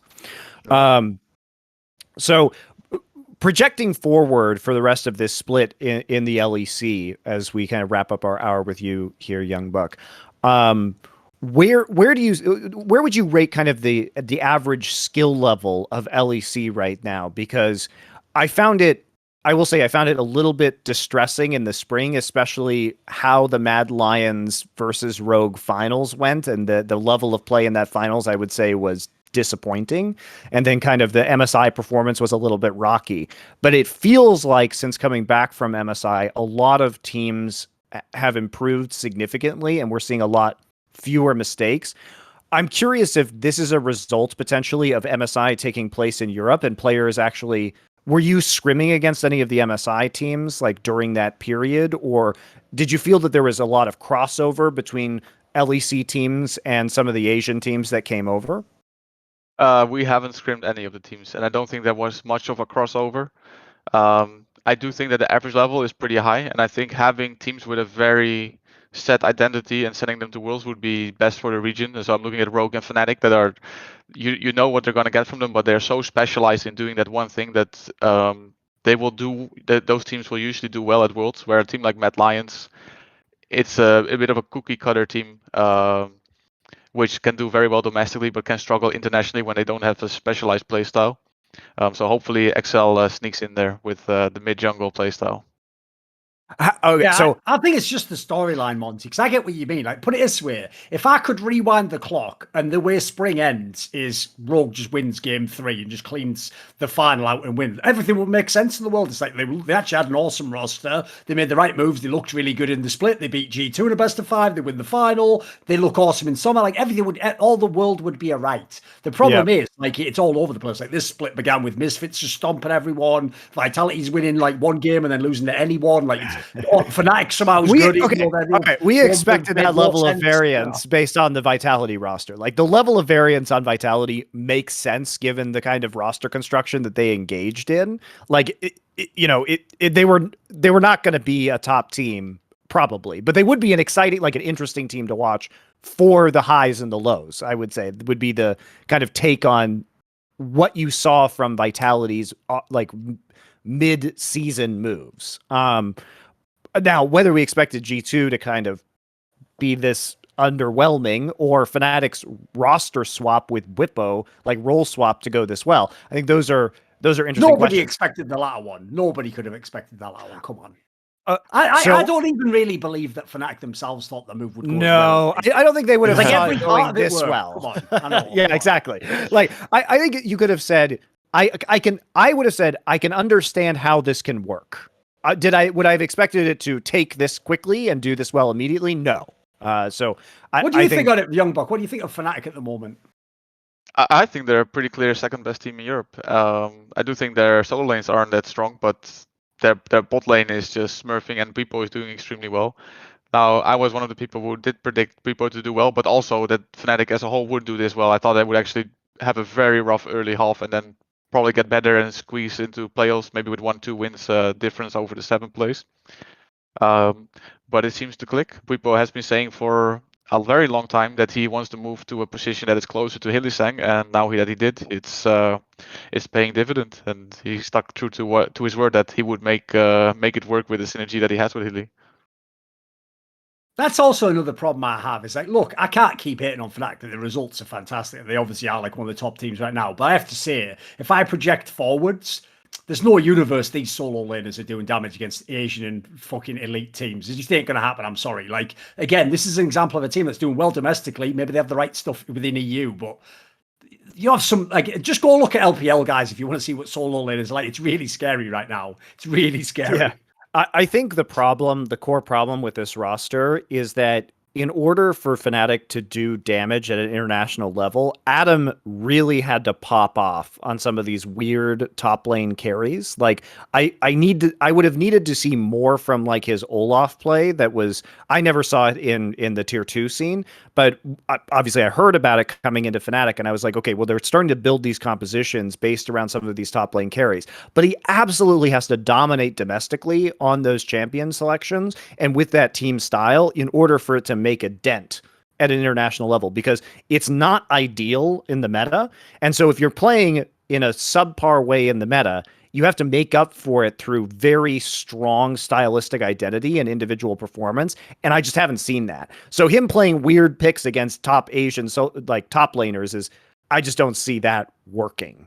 Unfortunately, as much as I think it would be cool if it did, I think that the combo of his style not being activated at this point in time with this roster is problematic. And I think that falling back on Niski's performance is also not going to be great. So I'm skeptical. I'm skeptical of the damage that they can do at an international level for that reason. That's fair. And I think Fnatic as a roster needs to make top side a very clear weak side. If you have upset Hylissang, you need to play towards them. They are your win condition. They are your best players. So I think a playstyle where they blind pick Olaf, which I did last week, it's not going to suit them well in the long term, I think. So they need to teach the top laner to be more of a weak side, put him on Gangplank, put him on a ranked one that gets prio but doesn't need resources.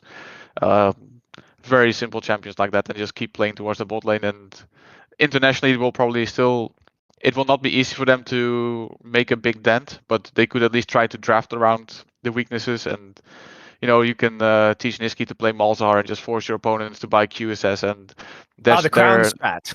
Yeah. Now your AD carry has a 1600 gold lead on or a 1400 gold lead on the enemy AD carry, and you hope it carries the game through. When you just touched on something that I found interesting, where you said your style is based around mid jungle, which, coming off of 2 games with your new jungler, as impressive as he has been, and then nukeduck coming back into the league, some might say that's a risky strategy to follow. What do you think is so strong about the synergy between Markoon and nukeduck, this kind of long-time ultra veteran player and this new guy who has now played 2 best of ones in the LEC? Why do you have such faith in this pairing? Like, what is it about their behind the scenes synergy or the future of this pairing that you see being so successful? I would say the game intelligence, the way nukeduck speaks about how he wants to play his laning phase and how he wants to manage each wave in each matchup. I've never heard any player talk about laning phase in the way that he does. Like he knows everything. He can play both sides of a lot of matchups because he knows exactly how his lane works and how to manage his wave so that he can get the favorable trades. And Markoon is just a player that on an individual level will make very few mistakes and seems to know the exact limits of his champions. And then also personality wise, they're both quite outspoken, so that works very well. Kreis and Patrick are they communicate, but they're more on the quiet side. So I think that those two being the main voices in the team just makes it very easy for them to cooperate because they're consistently bouncing ideas and how to execute fights throughout the game. I just think it's surprising because if you asked a lot of people who would propel Excel to the next level, I think a lot of people would have said activating Patrick would be kind of your key to winning, especially if they heard, well, nukeduck's coming back and you guys have a rookie jungler. So where does Patrick kind of fit into the Excel scheme right now? Because quietly he's been pretty good for a long time and seems like he would be the one that you would be trying to elevate into the star role on the roster. I think he's a very flexible player, and without giving too much away, there are teams against which you do focus on your bot lane draft that you just need to have a winning lane. And he's in a position where he doesn't have champion pool issues right now. I think any AD carry in this meta who doesn't play Kalista or Draven or other lane dominant champions is really far behind on the others.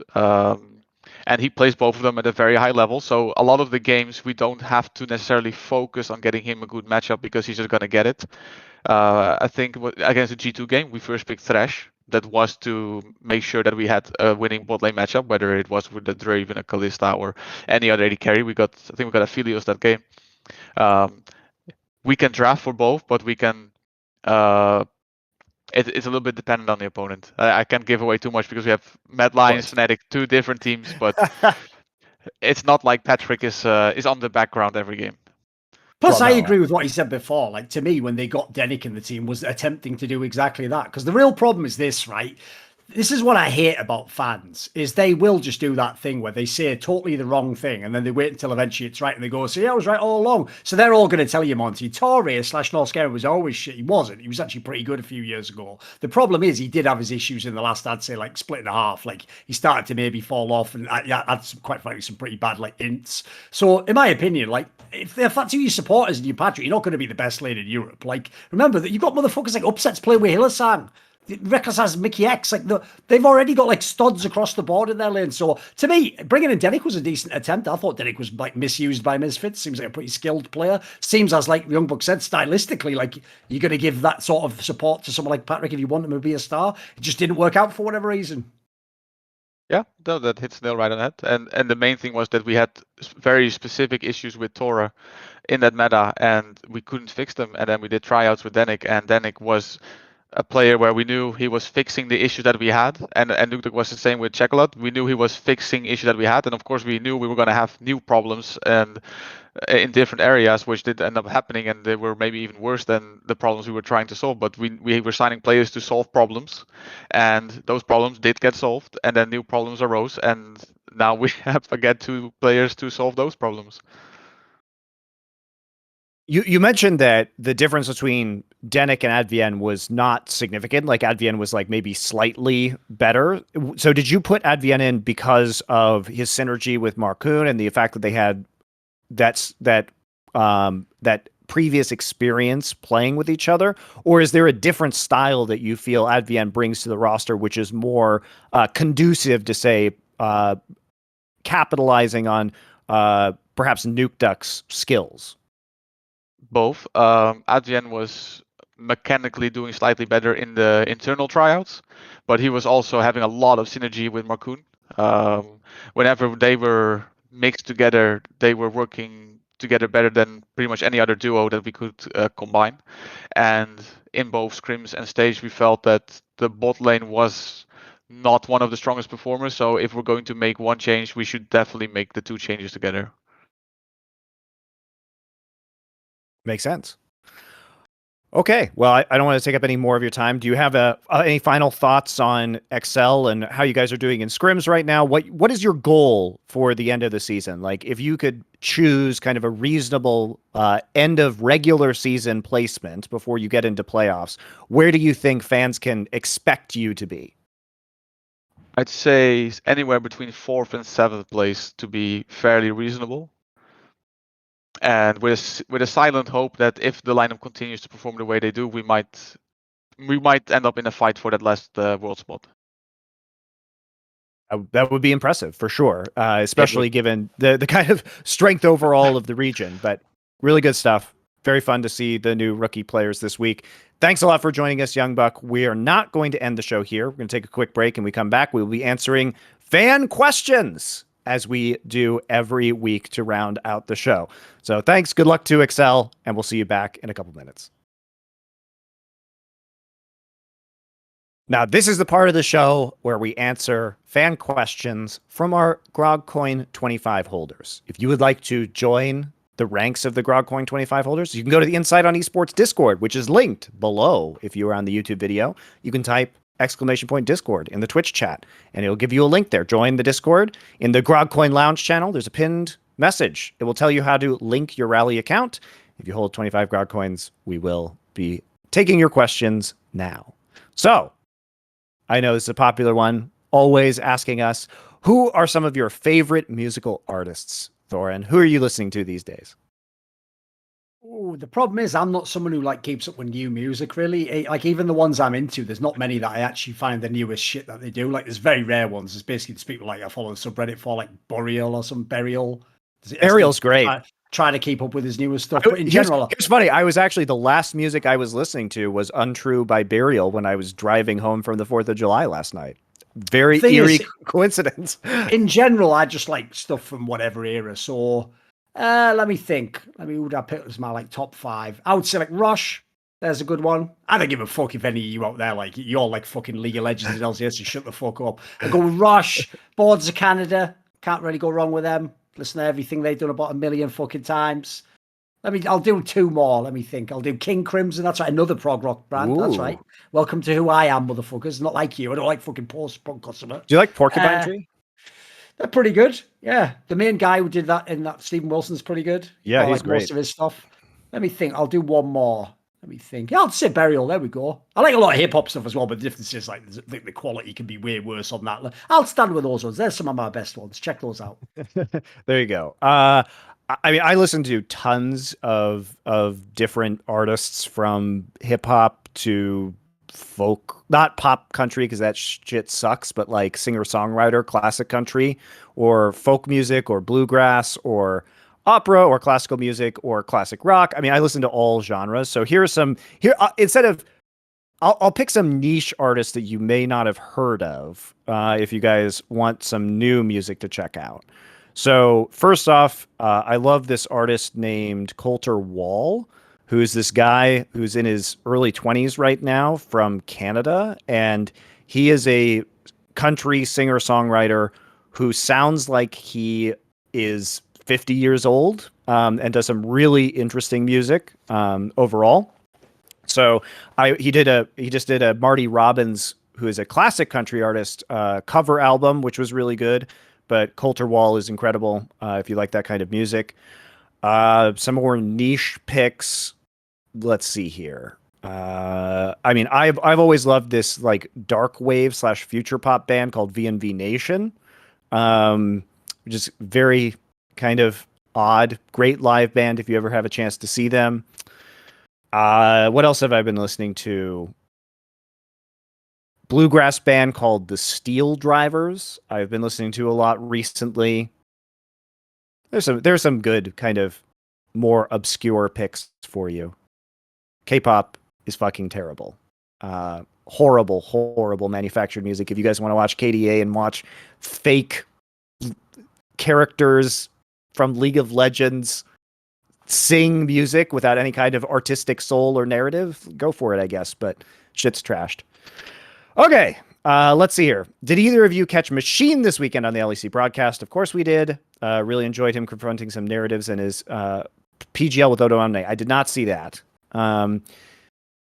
Let's see here. Do you think the Pixels and PNG narratives G2 are slumping this year compared to last year? Will Schalke make another miracle run? Will grow out of the scene in the near future? Okay, well, first off, Machine's always just a fucking great host, so no, I was not surprised to see that. I think he is one of the very best hosts in all of esports, so it's always fun to see him. What are your thoughts on Machine and League of Also, Legends? even throw in, by the way, I don't know how many people this is. I only saw it from what I remember from like a behind the scenes, I think it was an Instagram story or photo by, I think, Law, the French interview woman, where it implied that like some of the stuff that they were reading, maybe it's just for the segment connectors, Monty, is teleprompter. They actually have a teleprompter in the LEC studio, as far as I can tell. Like, by the way, the reason I bring this up is that's already why I know someone like Machine will fucking murder when he goes on there. The top people in CSGO aren't working with teleprompters. Nope. Like, I've told this story many times. When Richard Lewis went to E-League, the crew who worked on E-League were the crew who, by the way, produced Inside the NBA and were like Emmy award winning. And they were shocked when he was telling them, like, yeah, I don't need the teleprompter. And they're like, what are you talking about? He was like, no, I'm just going to do it, like free form. You just tell me extemporaneously. Yeah, basically, people like Machine are like absurdly good at improv. Like, their entire job is improv. So the fact that you see them and you see that they're the best, that means they can do the basics and then, come up with some stuff on the fly, react to people. It's one of the reasons why I like to work with people like that. So yeah, in my opinion, like, I don't know, again, how many LEC people are in any way, any of it scripted or pre-planned, but if someone like Machine can do it without any of that, yeah, he's going to thrive in an environment like that. I think that naturally he is also just very charismatic, so that's super helpful. He has kind of an easygoing vibe to him and a playfulness that I think is really wonderful. So yeah, I think generally speaking, it's always fun to see him on the LEC, and I think he's very good at asking. If you are a good host in esports, you can get insight out of your analysts because you know the kind of assumptions that analysts work off of, and you can identify that in analysts in any game and kind of understand their vibe or their perspective on the world, and then challenge that perspective. And I think he does a really good job of that regardless of the game that he's in.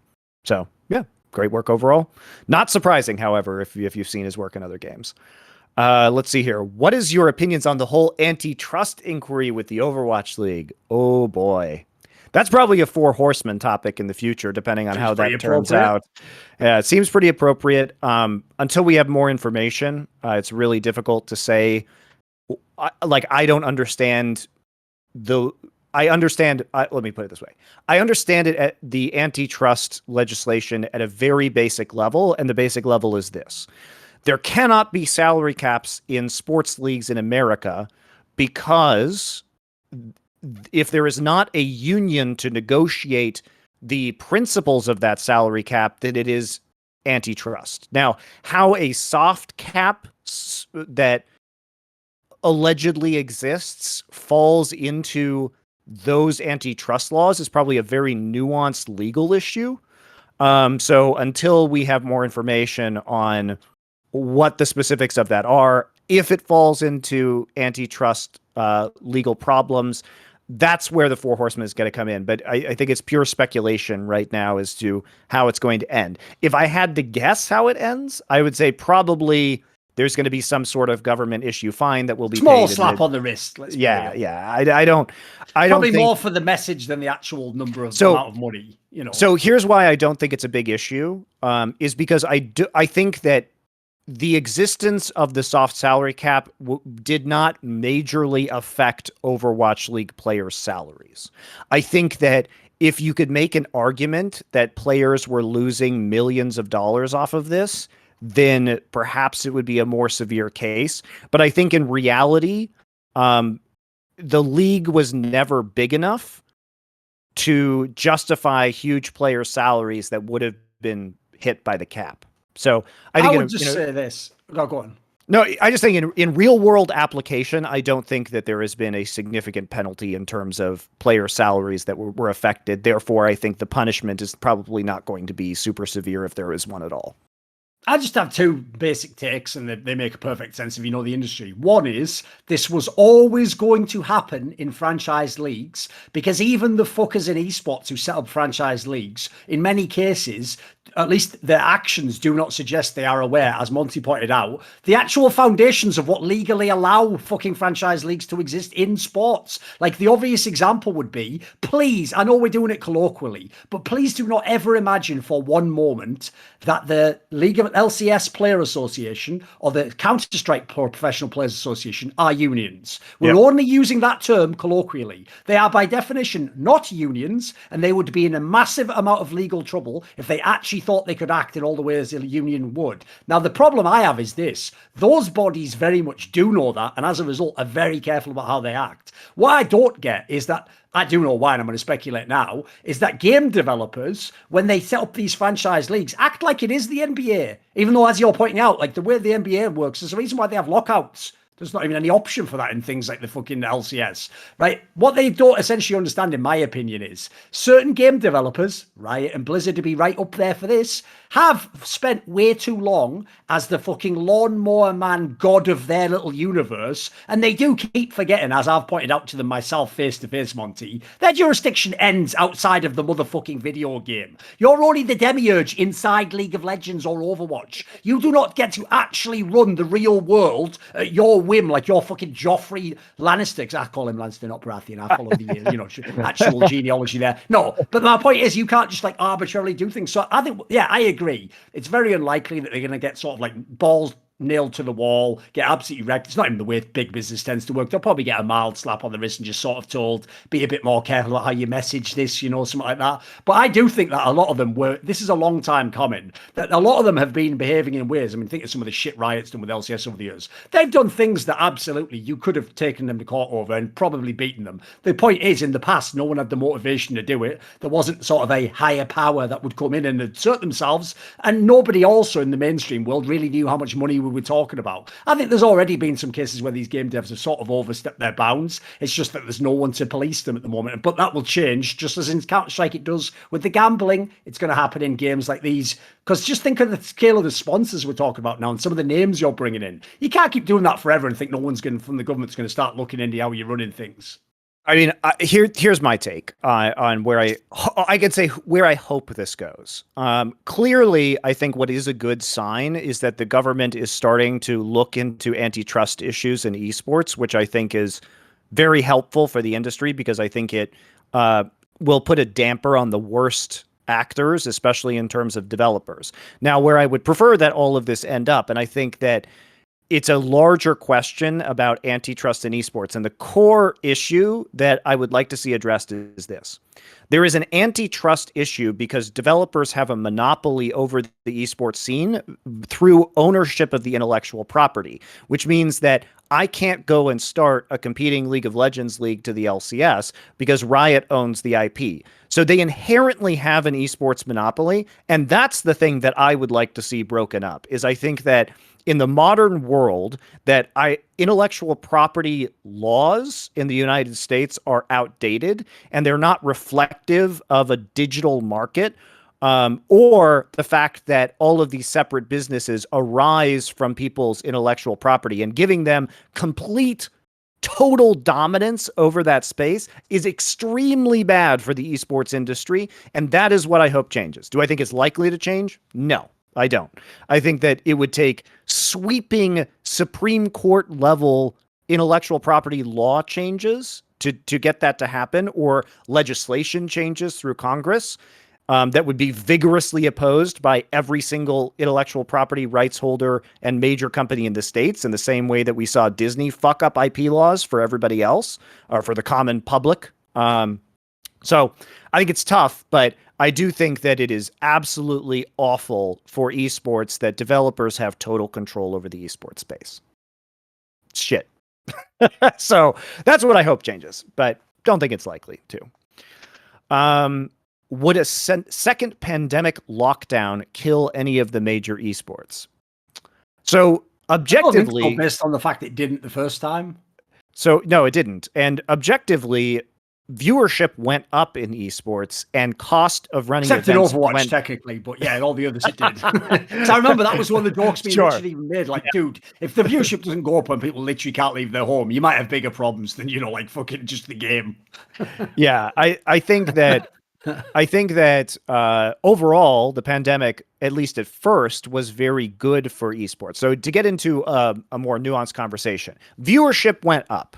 Because people were at home, maybe they lost their jobs. It was free entertainment, so it didn't cost people anything if they didn't have as much income as before. There's nothing else to do. So viewership went up. Costs went down. We didn't have to fly players to events anymore. We got to do everything online. Lowered the cost of production by a just enormous amount, guys. Like, it's not even close. Like, not having players on site saves millions of dollars in flights, hotels, production personnel, set design, everything. So you had increased viewership and lower cost. Now, the problem is how do you translate that viewership to more money? Because simultaneously, companies were cutting their marketing budgets. So did we actually make money as an industry? Hard to tell, especially at this point in time. Obviously, Because there's the companies that, their investors couldn't re-up their amount for the next year and stuff because of the secondary businesses. And sure, there's all that as well. Yeah. And then also some of the teams, especially teams that were owned by sports teams, were really hit because they couldn't do ticket sales. Like, the leagues were all weird.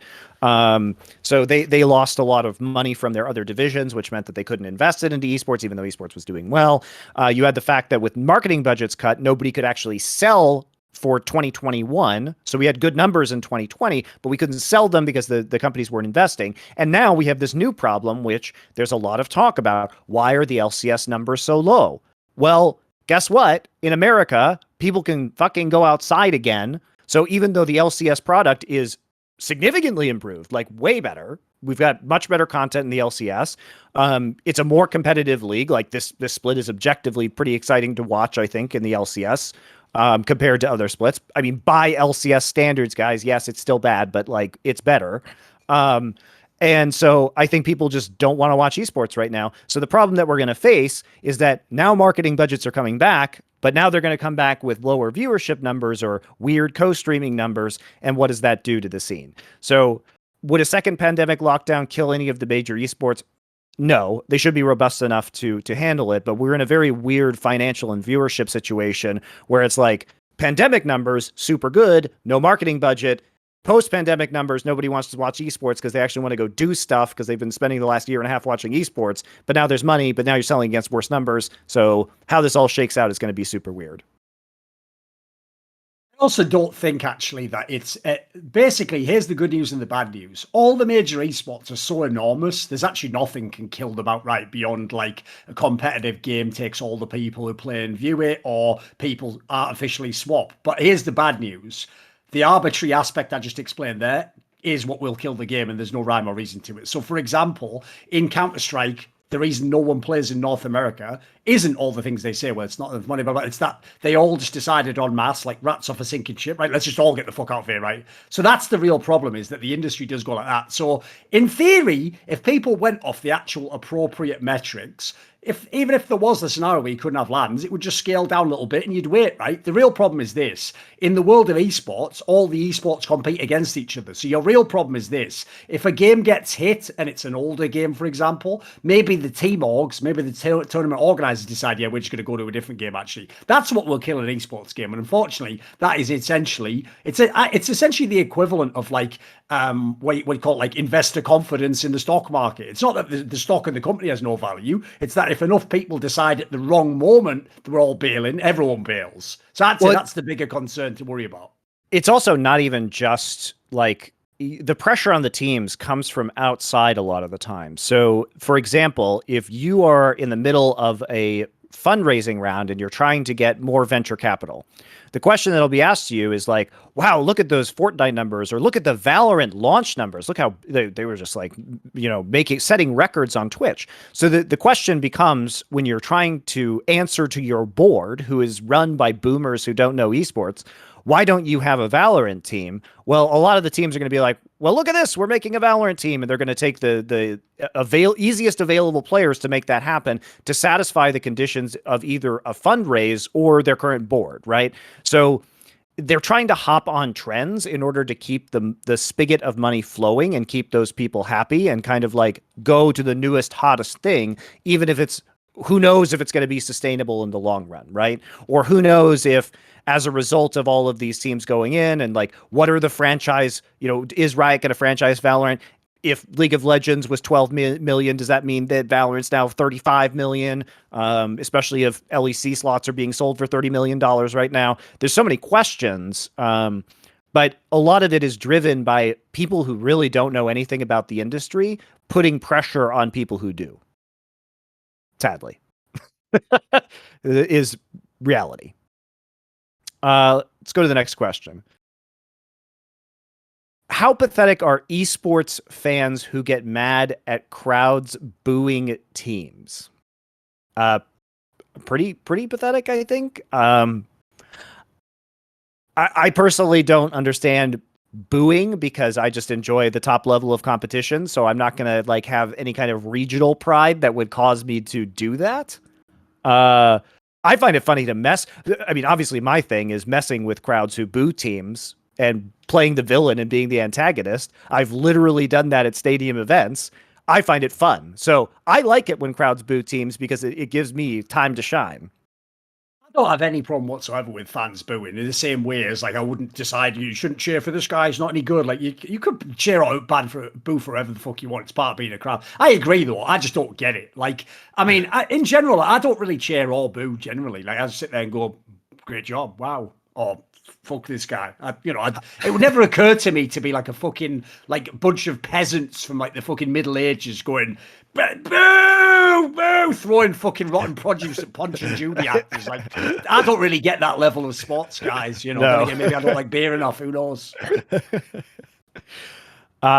If you could Nostradamus your life as many times as you want, but the catch is that a random aspect of your life is monkey's pod every time, how many times do you use this power?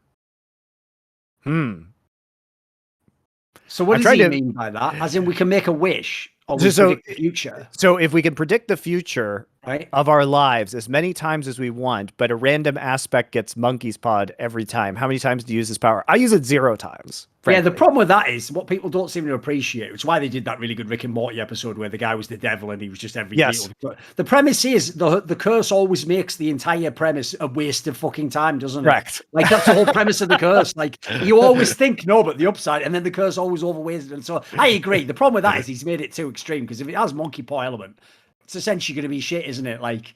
It should be more like, let's say the monkey paw thing happens like half the time or whatever. Like, I'd definitely use it a couple. I'd be willing to fuck up 1 or 2 things in my life if, I can get a couple more that are like super OP. So maybe I'd do it a couple if it was like that, See, I just operate on the premise where if I have to use the power to see the future, then I've already fucked up my life in the way that as long as I have a consistent framework for my work ethic and the way that I react to unknown events. So the way that I look at my personal philosophy is that as long as I am constantly working on my own personality, in that when something happens, I am reacting in a consistent and appropriate fashion to that unknown reality, then I don't have to worry about what happens in the future because I can extrapolate my reaction to that, right?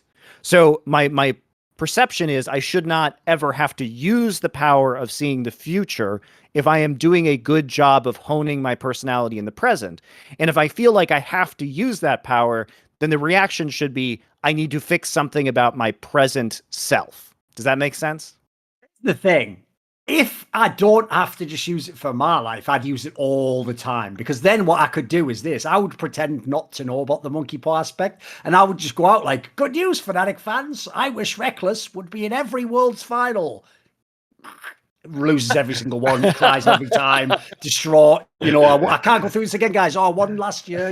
He's back again. Like, that'd be it. Listen, if I could use it on other people's career, I'd be fucking loving it. If anything, that might be the ultimate gift for me in the esports industry right now. Let me just make all the predictions I want for everyone's career. That's right, Froscorin. The exact demographics you want will be every single desk in the world. What's that? There are no people on desk anymore. Holy shit. Like this. Oh, no, fuck. We didn't think it through. I'd love to. Oh, I'd love it. Because essentially what it would be is the ultimate comeuppance on all the fuckers, wouldn't it? Of course. Give me that. If it has to be my life, fuck that. I'm not fucking my life up just to get some stupid ass shit. Exactly. See, the problem with seeing the future, and what I'm trying to say in a nutshell, is that if you need to see the future, there's probably something wrong with your present life that you could be fixing to enact a better future that you don't have to know about. Also, knowledge of the future or regrets of the past are fucking lame. So you should live in the present, is basically what I'm trying to say.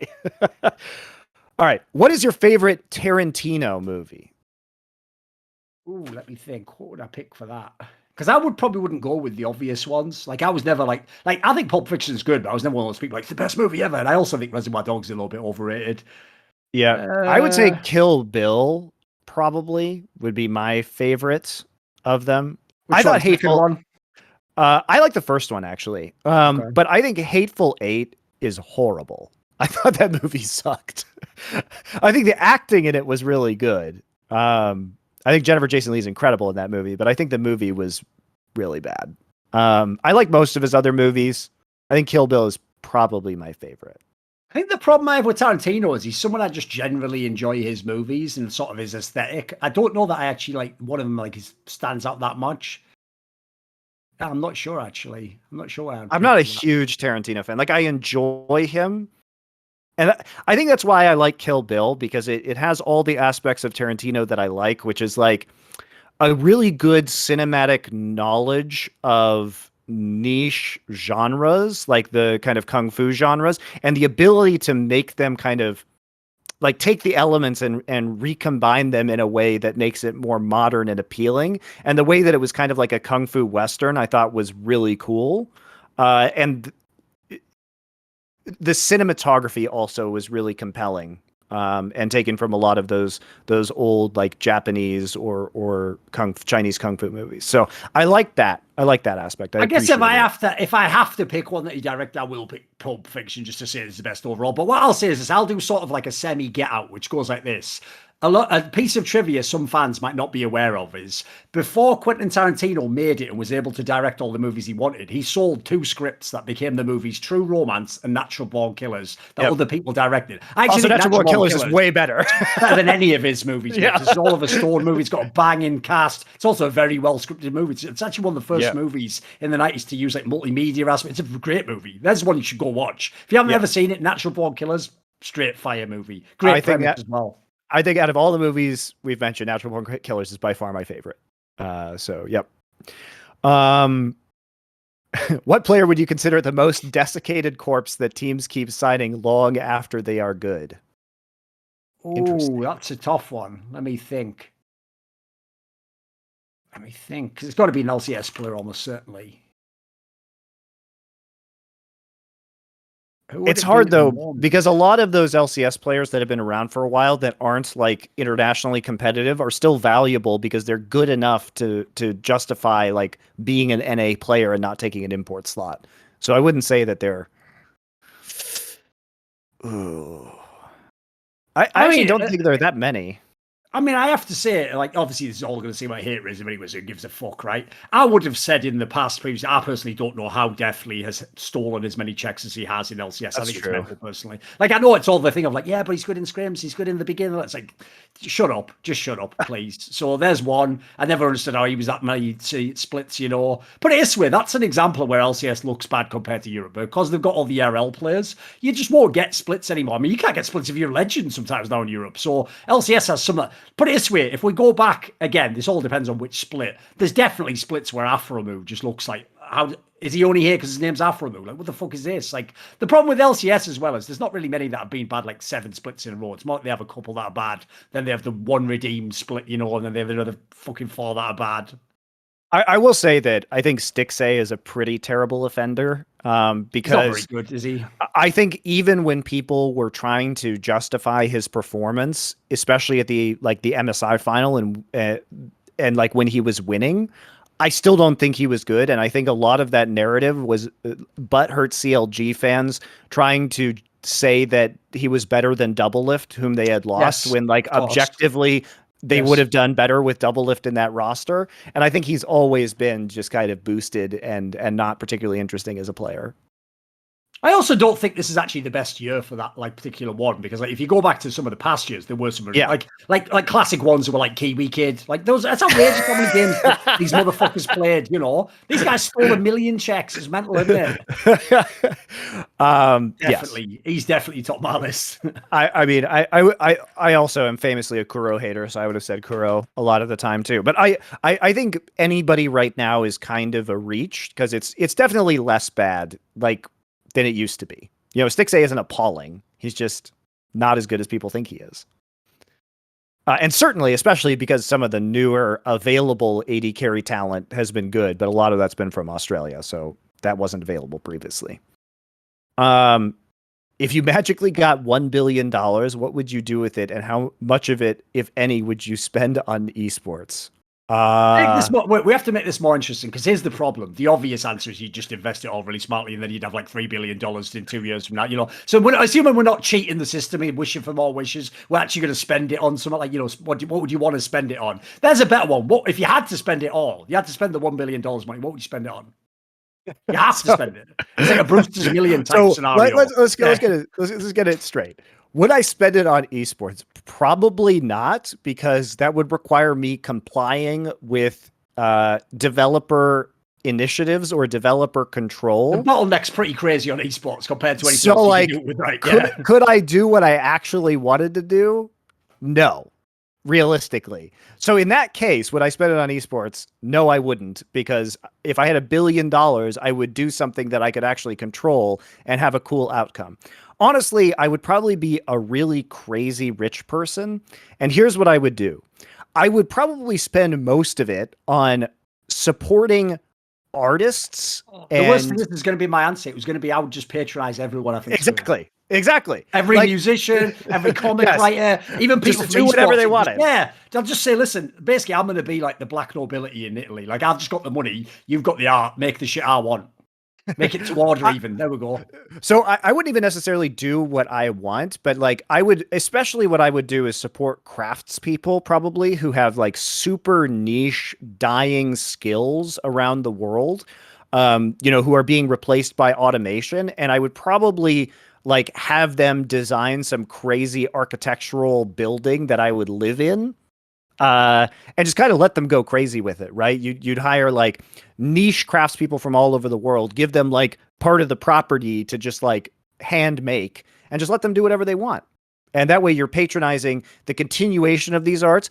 While they were doing that in one location, I would probably offer apprenticeships from anybody in the world to apply to learn those niche artisan skills so that they would actually continue too. So if you were a young person, let's say, and there was some very talented, wood carver who did these amazing like architectural wood sculptures like integrate, I would probably make a deal with that artist to pay someone to have an apprenticeship with them to learn those skills on site, so that these skills would perpetuate. So that's probably what I would do. With $1 billion, But one other idea. The other idea is this, is through a series of like literally fake people that I prop up and create using media narratives, I would actually, he wouldn't know it, but I would make a deal with Reginald to make a TSM coin, and I would put my $1 billion in while having these fake massive media figures tweet about how it's going to the moon. Then we would all, from literally 1 hour after our tweets, we'd be selling the whole time while TSM fans pile all their life savings. Reginald puts everything in there, and then when we leave, they're all just bankrupted. We literally take all these fuckers down in one day. That's the fucking Dark Knight movie I wanted to watch. So hilariously, that actually is part of the plot of The Count of Monte Cristo when he takes revenge by financially ruining through manipulating markets on Danglars, which is one of his enemies. Also, needless to say, I would probably spend some of that money ruining my enemies. I am petty. I'll admit it. Why not? Yeah, just trying to, not contract killers. That's killing people's not my jam, but making their lives miserable, that's my jam. Oh, here's a dark one for you, Monty. Here's another thing I would do, because again, I would also love to be on the level where we're basically talking about like fucking trading places here, where we're just like these figures that are just manipulating people's lives for our whims. I'd also love to ruin my enemies' lives. You ready? The ones where they're not even like true enemies of mine. They're not like peers of mine who are as good as me and we're battling each other. Because actually, I don't have enemies. I have rivals. But when it's like the enemies that are the little shitters in the esports industry, the way I'd love to destroy them, Monty, is give them everything they think they want. I'd love to take some of those little shitters and put them on the biggest platform in the world and give them all the money they need to work every day to make all this amazing content that they think they would make. And then what would utterly destroy their soul to its very core, would make their whole personality collapse in on itself, would be the realization they were never that good. They never were going to actually be able to do all the things they thought they would, but the excuses were holding them back for, and have an unlimited amount of money and resources. They would actually have to stare into the chasm of what they thought was their potential. It would actually just be a black, unending night with nothing but sorrow and despair at the end of it all. But enough about Ven. Heyo. There you go. All right. Well, that's it. That was our last viewer question. And we'll be back next week with another episode of Summoning Insight. We'll see you then.